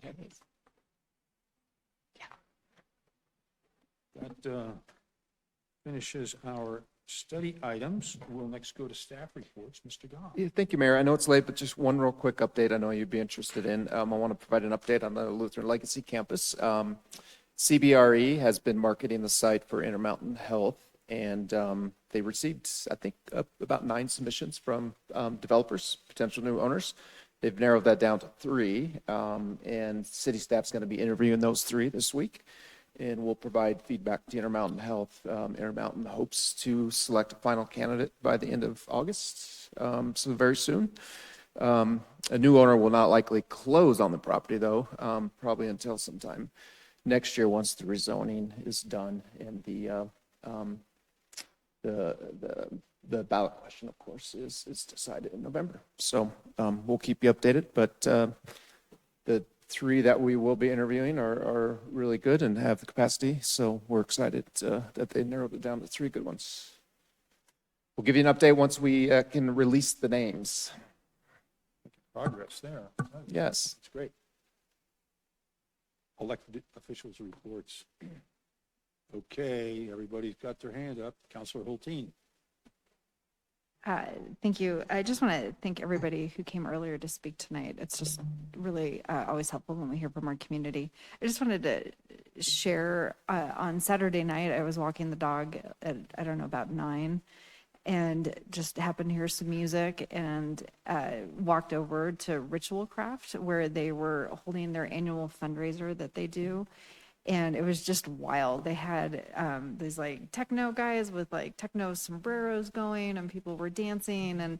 And I ran into 2 of my neighbors who also sort of happened to hear it. And it was just kind of a fun, unexpected activation on 44th that we don't really see very often. And Ritual Craft actually does a lot of great community stuff there. And that night, through that particular event, they raised $45,000 for Urban Peak, which benefits kids in throughout the Denver metro area that are grappling with homelessness. So good things happening in District 2. Sometimes you don't know about them unless you're out in your grubbies walking your dog at night, but it was just really a lot of fun. I just want to acknowledge Ritual Craft for making it kind of rowdy on 44th on Saturday night, but also for doing a lot of good in our community through fundraising for youth.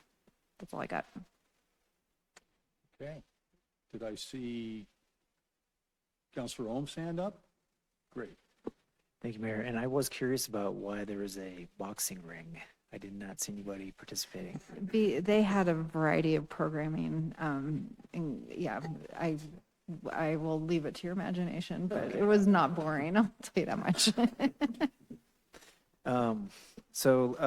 Last week I had last Thursday, I had the honor of joining the mayor, staff, council member, Mayor Pro Tem Stites was there at the Foothills Housing Authority, where Congresswoman Pedersen was there presenting a $2 million check for NOAA, naturally occurring affordable housing. And it was really great to, we have that, a really good relationship with Congresswoman Pedersen. And I think that, of supporting our community, supporting our affordable housing. And it was a really nice event. I know that she's really busy. But just, everything we can do and to help support affordable housing in our community is great. And then on Saturday, I had the pleasure of seeing the exciting green with Councilmember Hoppy, Mayor Pro Tem Stites. I know I'm going to miss some people. The mayor was there, a lot of staff, and really excited about that kickoff for the green. And then I was also really excited to see that Director O'Donnell was doing a land acknowledgement, and so she did that, which is really special. And yes, I made a poor decision on wearing a sports coat when it was 93 degree. And I learned a little lesson as nobody else was, but yeah, I got through that. Lesson learned. This morning, one thing that is really good for mind, body, soul is I go on my bike rides on the Clear Creek Trail. And this morning, I was really grateful to get just to do it, just to get that hour in. But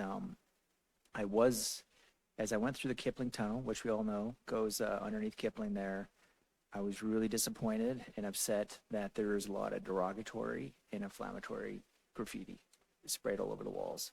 And I really want our community to take note when we see that. We really got to get on it. And this was not just, just the typical graffiti. This was very inflammatory, what they had put on those walls. And so, I got up on the, jumped off and texted Patrick and Director O'Donnell right away. It's like, we got to do something ASAP. And Director O'Donnell got back pretty quick, and she said, we got staff on it.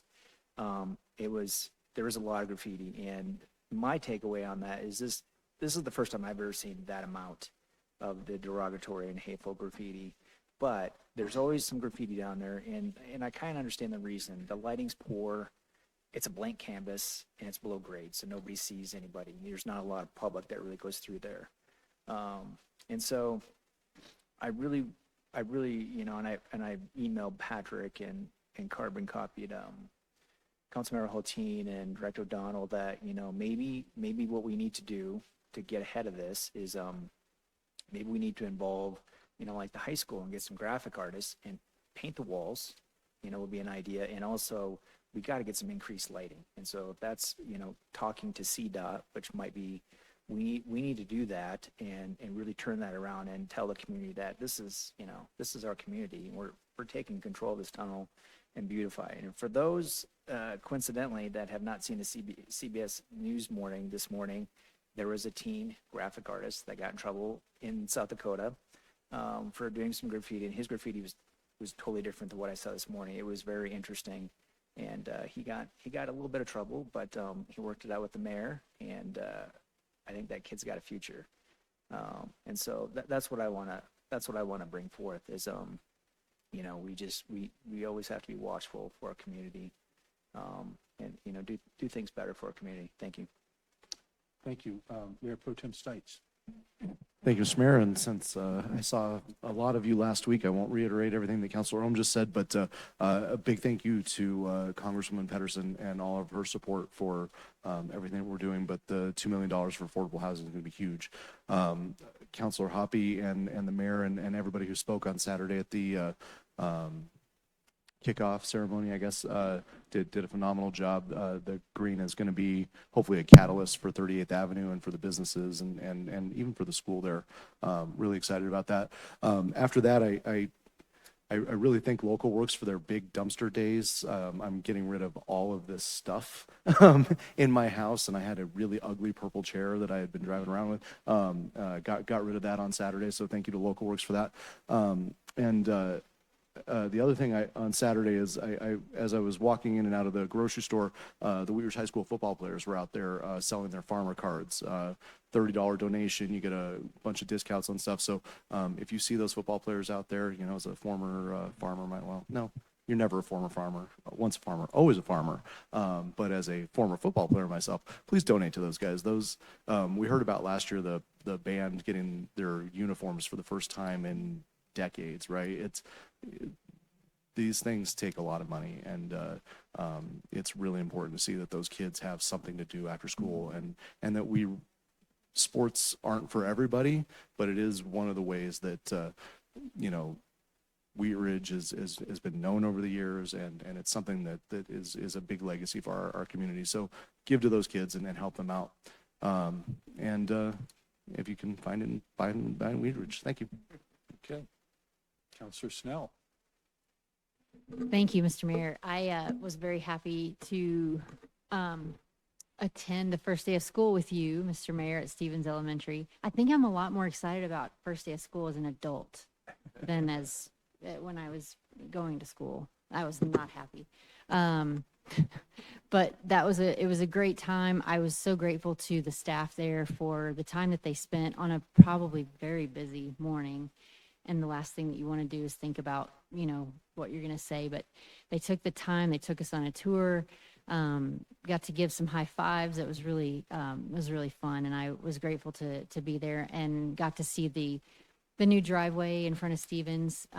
It looks great so far. Things are working out well there for them, so good to hear that.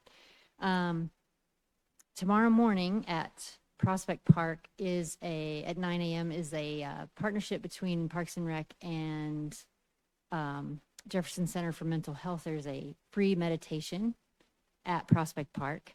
So I will be attending that and hope to see folks there for that. And then I just would like to, again, thank the folks who either called in, emailed, got in touch with us about items on the agenda tonight. This was a long meeting. We talked about a lot, but the folks that were here, the folks that called in, and then, of course, members of sustainability too. Just all of these are great examples of people who truly care about our wonderful community, and just that input and insight and taking your time to give feedback is so crucial. And I am very grateful and acknowledge everyone who did that. So thank you. Counselor Larson. Thank you, Mayor. And I had the very distinct privilege of joining Mayor Pro Tem Stites at Prospect Valley Elementary's first day of school. That was fun. There were some folks from Jefferson County Schools. There were some other folks I hadn't seen in a while and kind of came up and introduced themselves. But just watching these kids come in one by one, and with their parents, without their parents, and just some were determined, some were a little scared. But it was a very interesting day, and then unfortunately the next day I found myself kind of scratching my head why traffic was so screwed up, and I found out later that the very tragic accident on I-70 at Ward Road, and the follow-up with our police department. I have to give those guys all the credit in the world. What a difficult job that must have been. Such a tragic accident, and we still don't know the cause. We'll probably find out at some point. But my heart goes out to the family, and the fact that we've got in our community, we have one of the busiest highways in the entire world that comes right through our community when there's construction going on, and there's some distractions or whatever happened, to have this tragic accident take place in our community it's heartbreaking. But again, my compliments to the Wheat Ridge City Police Department. They're professionals and they did their job. Thank you.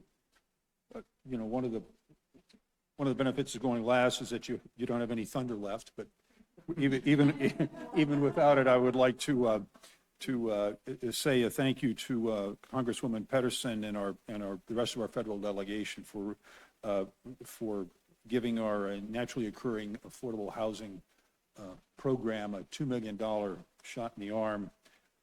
Great work there with our federal delegation. I also want to recognize Front Range Regional Housing, who's Jefferson County Housing Authority, and we cooperate with them, and we were at the Ives, beautiful project. Got a lot of things going on to help people in our community who are less fortunate to be able to afford housing. Was great to be with Counselor Snell over at Stevens Elementary School. The principal and her staff were just so gracious to us. They gave us a great introduction to their learning models and their crew, opportunities that they have to develop, cohesion and really esprit de corps amongst their students, and doing a great job there. Went back on Saturday to do a little groundbreaking for the green at 38th. When I was sort of looking at my remarks, the thing that stood out to me that I mentioned was that this was really our hometown downtown, coming really into play. And we talked about what to do with 38th Avenue now, and I think we really got some excitement going on in our community. And on I-70, Councilor Larson is right, a huge tragedy.